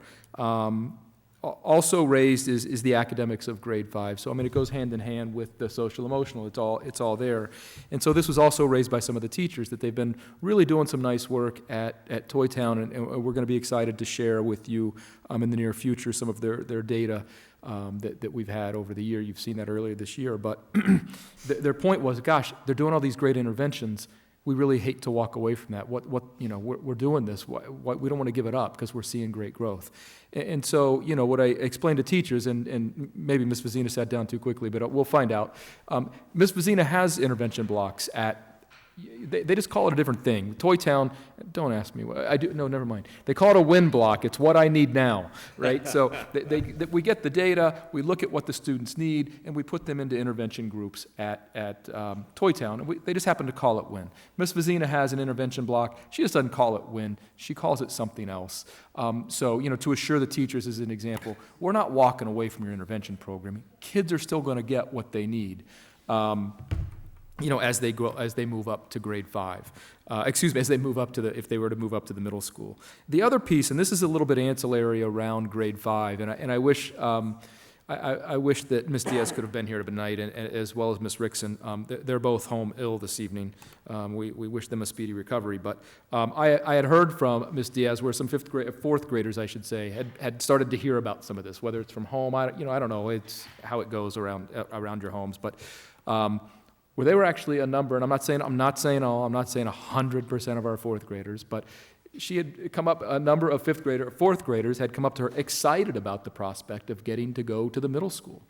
And part of that reason was, I think won't be a surprise, is, well, I get to play sports, right? Like, do I get to participate in some of those other things? Do I get to be with the big kids? And so there is a level of excitement, if you will, from our grade 5 students, grade 4 students going into rising grade 5 as well. And again, I'm not trying to paint that as it's every single student, but there has been just some kind of ancillary information coming across there.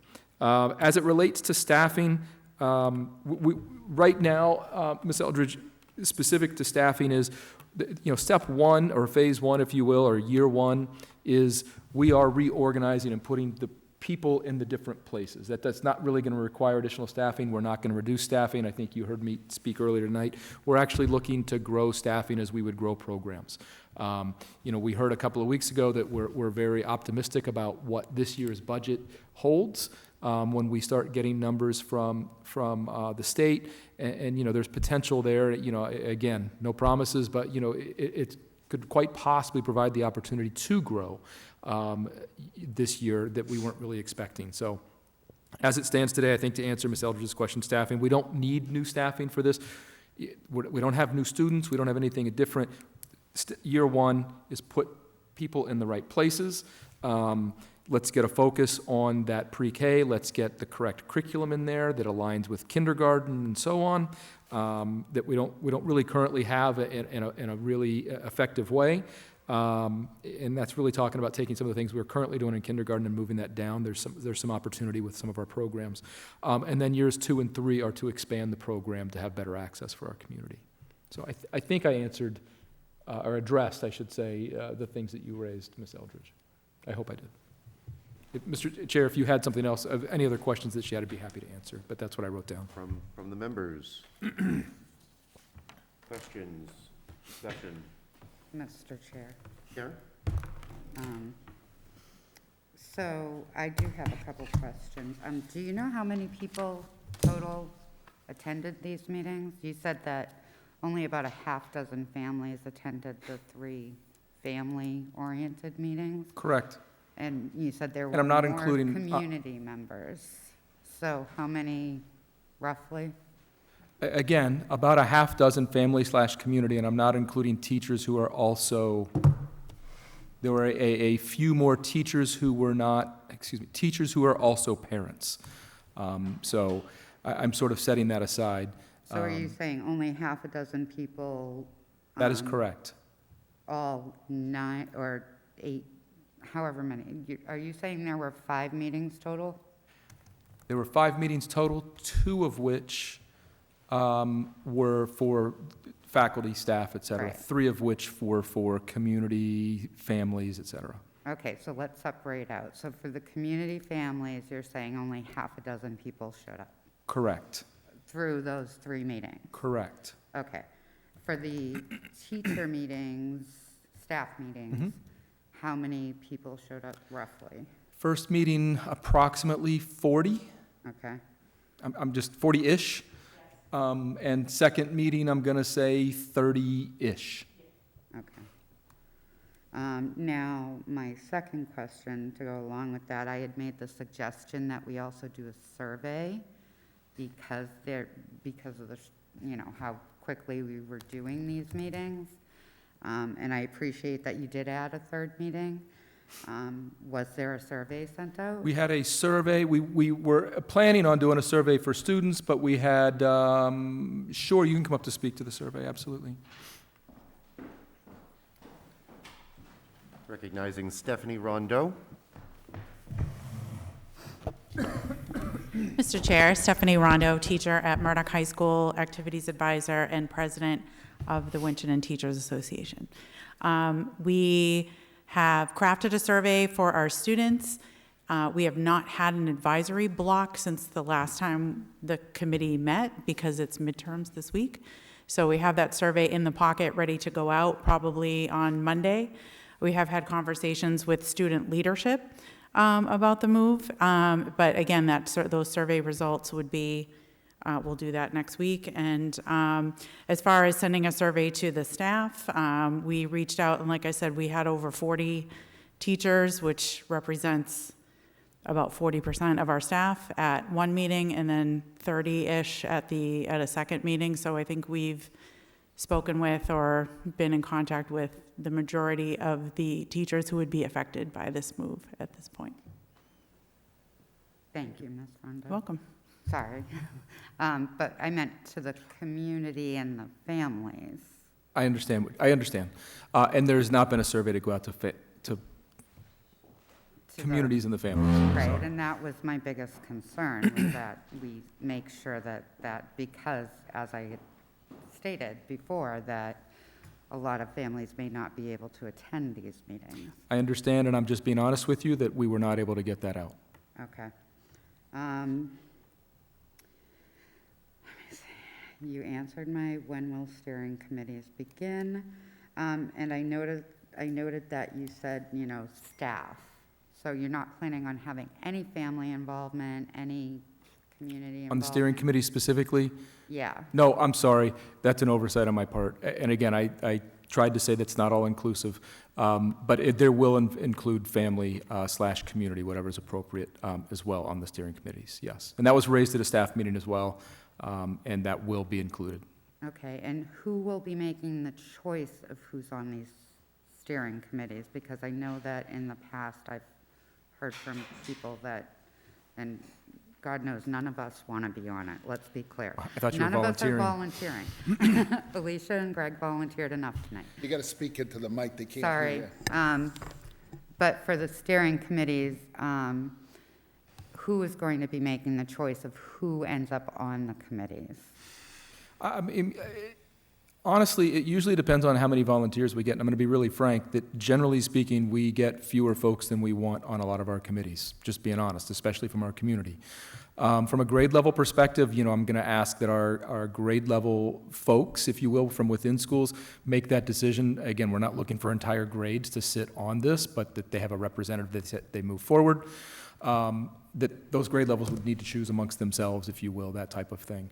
If we get multiple family / community members, I suppose myself, it could be a building administrator, it can be whomever. I'm not tied to who picks, who's sitting on these committees, other than trying to keep it in a reasonable number. Okay. All right, thank you. Yeah, And and I definitely want to make sure, I'm sorry, just to add on to that, I definitely want to make sure that, I know you mentioned like a SPED committee. And I know that's important, obviously. Yeah. But I think that would be in conjunction with the CPAC, you could do that.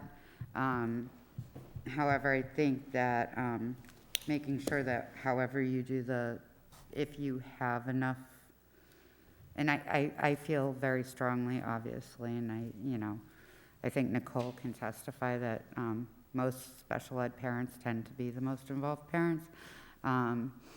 That, you might end up with a lot of parents who have some, even if the children aren't actually on IEPs or anything in our district, they might be a good voice to reach out to for this. So even if you end up with a lot of parents who happen to be special ed parents, don't discount them because we have too many. No, and if I may, we're not looking to restrict voices, but we need to be reasonable in what's on a steering committee. Although you get too many people, then we're never going to make any progress, right? And so trying to walk that line, Right. try to thread that needle of what's manageable to make decisions and move forward versus, you get one or two too many, and all of a sudden we just can't make progress. So we want to be really cognizant of that. And I want to make a point, and I want to be really respectful to families and everybody else. But I know your concern. I hear your concern about the community and so on and so forth.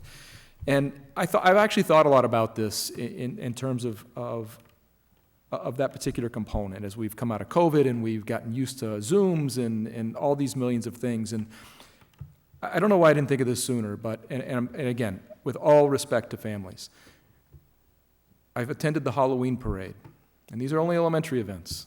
I went to the Halloween parade for Memorial School. You had to walk a mile to get there. I attended the holiday concerts, at least one, again at the Memorial School. There were complaints about trying to get a parking spot. We were parked on top of snow. We were parked in the custodian spots and the food services folks. Toy Town Elementary had a great Halloween sort of celebration this year that, again, was unbelievably well attended. We have a PTO at each of these schools now that is back up and running and well attended in all of these in-person events. I attended a literacy event last year for the first time at Memorial School. That was a packed house with generations of families together, meaning parents and grandparents, to come hear see their students write a book or whatever that happened to be. And my point, quite simply, is people are turning up to things. They turn up in droves. And I'm not saying they turn up to everything. I get that. But I think there's we're getting caught in a narrative of, the only way to get engagement is around Zoom. And it's not. We get our parents showing up here a lot. And when they turn out, they turn out. And it's refreshing to see. And, they do come out. And so I just think that we need to balance, sort of some of this conversation about, making sure that we offer all of these different types of accesses against some other reality, which is our parents show up. And I think that we should, sort of recognize that and praise them for that. And it's just a counterpoint. I don't, I'm not going back and forth in a debate, but I want to be really clear that our parents do come to things. And it's not about that they never show up. We've got great parents and they do show up. And so that was part of my decision-making around not doing a Zoom. I would rather do it like this than through Zoom. I want to talk to people. I want to see people and have those conversations. And I know they come out. So anyway, that's all I'll say on that. But, And I agree. I agree that parents show up for things, but it's easier to show up for, something that your child is in than for something that's probably, to them more work. And I'm not debating, I'm just saying I would much rather go see, and I would love, if, I don't always get told when there's I do read the newsletters and everything, but there might be something last minute. I think it would be good, too, if you could let us, as school committees know. I'm glad to hear that the PTOs are back up. I'm really glad to hear that they're so well attended, because I know that is a problem for school districts. But it would be great if we, as school committee members, knew that, too, because it would be nice for us to be able, if we wanted, I'm not saying anybody else wants to, but I think it would be nice for us to be able to go and see the parents where they are, too. So if whomever can make sure that they let us know when there are PTO meetings, that would be great, too. But I do agree, and I'm not saying that everything has to be Zoom, but I do think that we missed an opportunity with the survey piece. I do think we need to get more used to doing that, too, because I think that, unfortunately, parents aren't going to come to these types of meetings as much as they're going to go to, a holiday show or something, or, Matilda or something like that. nice. Thank you, Karen. Thank you. Other comments? Mr. Superintendent, I want to say thank you. This has been a multi-week process, mostly because of the requests from the school committee on behalf of the town and the parents and families to go through the process of offering these fora to let voices be heard, and you've done that. So thank you for that. This is a proposal that's focused on literacy. Literacy is in our strategic plan, our district improvement plans. Literacy and instruction are hallmarks of that plan. And frankly, the data that you've presented on the need in this community to focus on literacy cannot be argued with.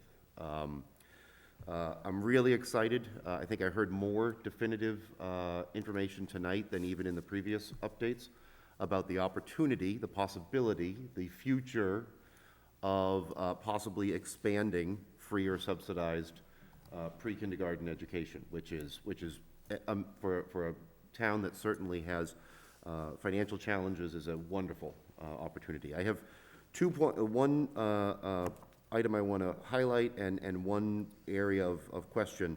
The first, the highlight is in a previous meeting, there was a bit of a recognition that this would cause more work for teachers. We sort of identified that, you know, the packing up of the classroom, the needing to adjust, curriculum in the manner that their course materials are being moved and may or may not be available in the new location. The setup of the new classroom, like all of those things are additional work for teachers. And I think we said that we would find a way to make sure that teachers were appropriately recognized and or compensated for that kind of work, which we assume would happen over the summer.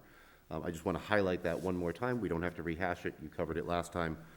But I want to make sure that we recognize that while our educational system deserves this investment, while our families and youth deserve an investment, especially at the early ages, we also have to recognize that this is more work for our teachers, and that needs to be recognized.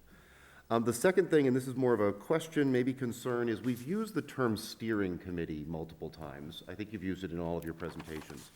And in my mind, a steering committee makes decisions, whereas an advisory committee advises. And if the school goes in this direction, I think you intend to really take this action with the support of the school committee.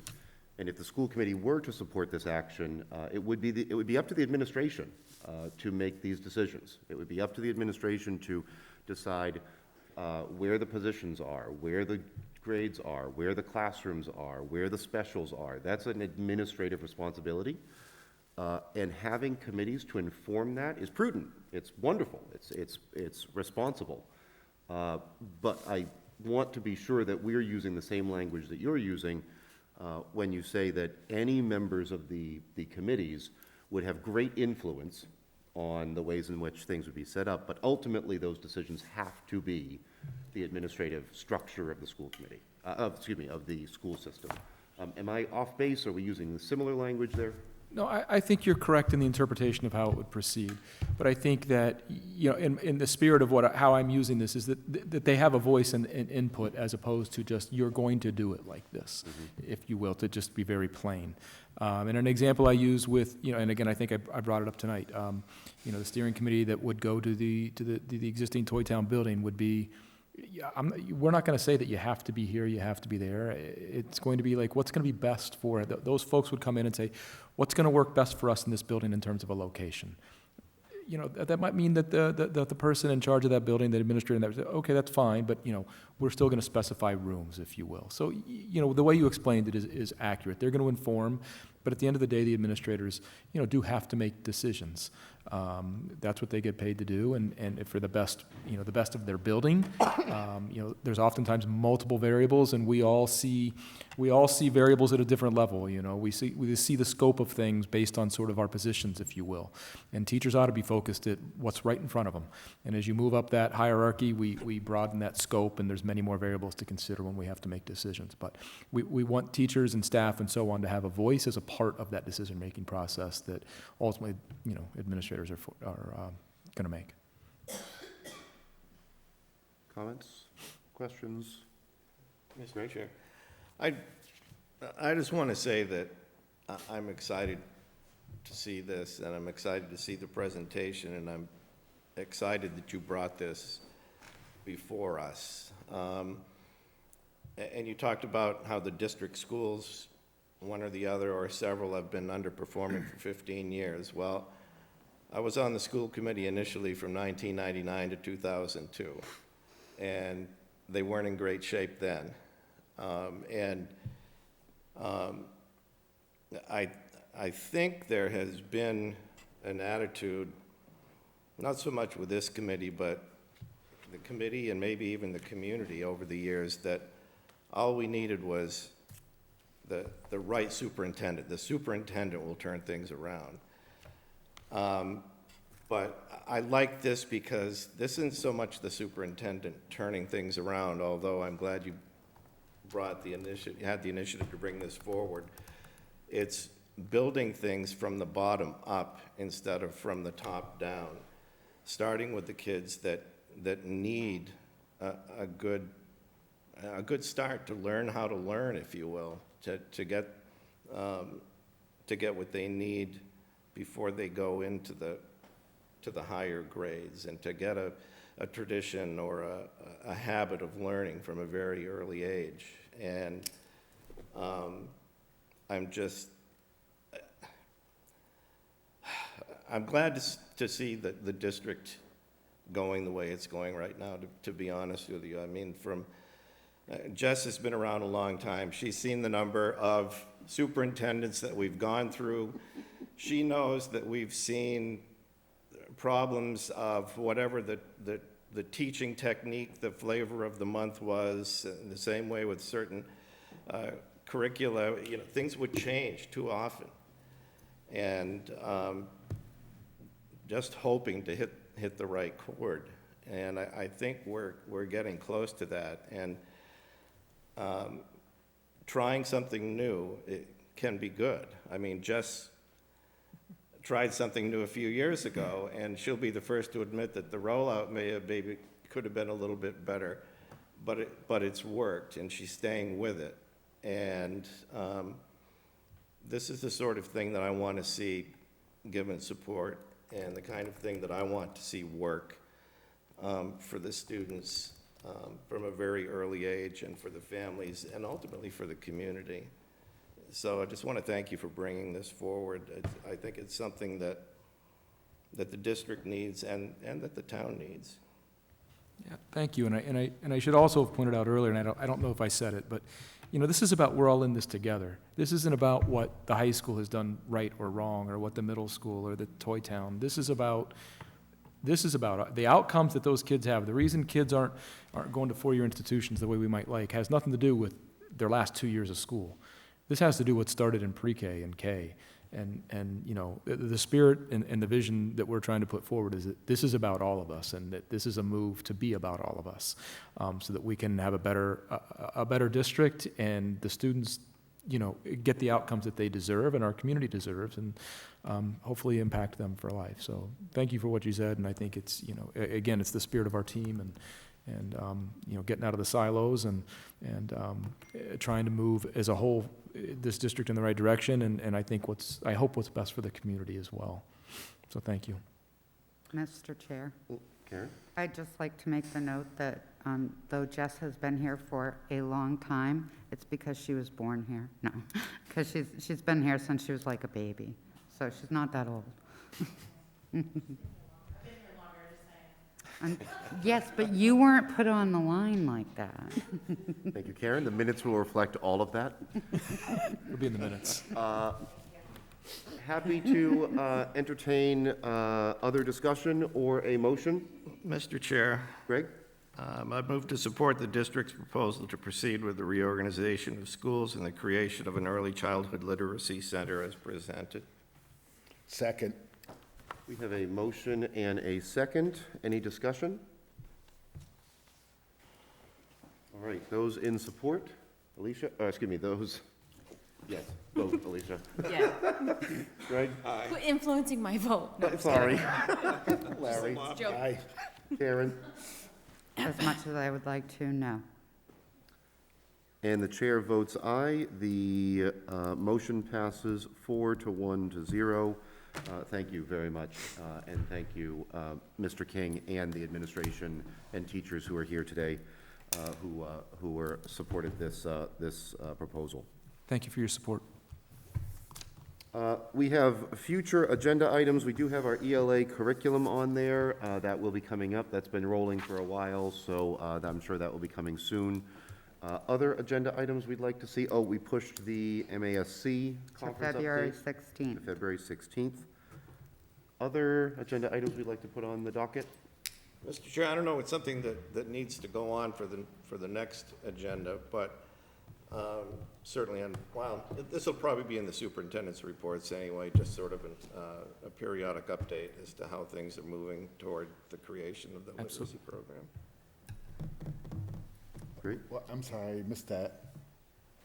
What was that, I Greg? did too. I said, basically, I don't know if it necessarily needs to be an agenda item, because it will probably end up in the superintendent's report, but a periodic update for this committee on how things are proceeding with the creation of the literacy program. Okay. Other future items? I'm sorry, can you clarify, do you mean the literacy program or the literacy center? I just said literacy program. I think he knows what I mean. Okay, The reorganization / literacy Right. center. Thank sir. you. I understand. May I add a data update? We're at a time where we would like to bring some data forward again from our Renaissance scores to the committee. Is that district-wide, or do you know yet? It will be district-wide over the period of the year, but not every school is necessarily on the same schedule, so Okay, yep, as we can. How's yep, that? okay. And, Mr. Chair, Yes, sir. just so none of us forget, we got to get that mid-year review, Yes, 9B, yes. so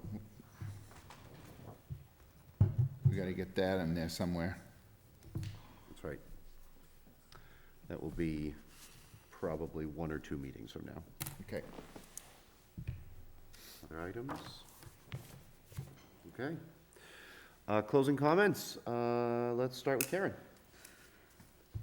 first of all, I'd like to thank everybody for all the hard work they put into the reorganization, information and meetings and everything. I think it'll be great to see the student feedback. I think that's a very important piece too. And I would like to thank the parents and community members that made it out, the teachers that made it to all the meetings that were provided for them. And I would like to also tell everybody to be careful today, well, tonight if you're still out and about, and tomorrow all day, because it's really tricky out there. And thank you for all the work you do every day. Thank you, Karen. Larry? I just want to thank everybody for the lively discussions that we've had on the Early Literacy Center and some of the other decisions that we made lately, that there's been a lot of discussion and a lot of sharing, and it's good to have that kind of back and forth so that we can make informed decisions and move things forward. I know that all of us want the best for our students, and we just have to keep the kids in the center when we think about where we're going, next steps. You're here. Greg?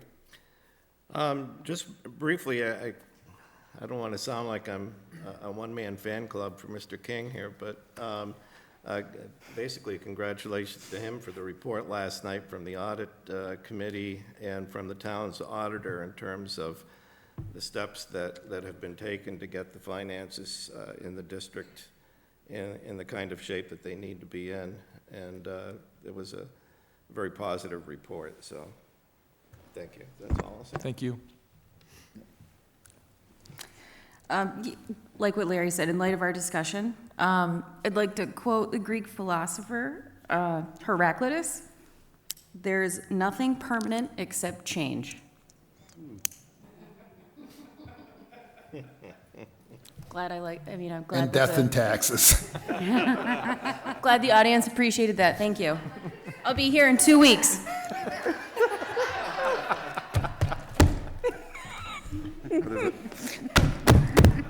I adjourn. Get out of here. Come on. There are a few things that will get Did I just derail everything? No, Yes, no. you did. But at a school committee meeting with an education audience, the Greek philosopher bringing out a chuckle was a surprise. Teacher. Oh, that's great. I love it. Thank you.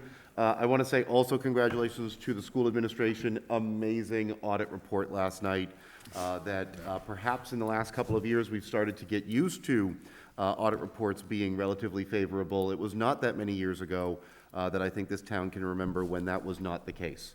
And so kudos to the things that happen behind the scenes to make sure that we are financially and otherwise operating a sound school district, and so kudos to that.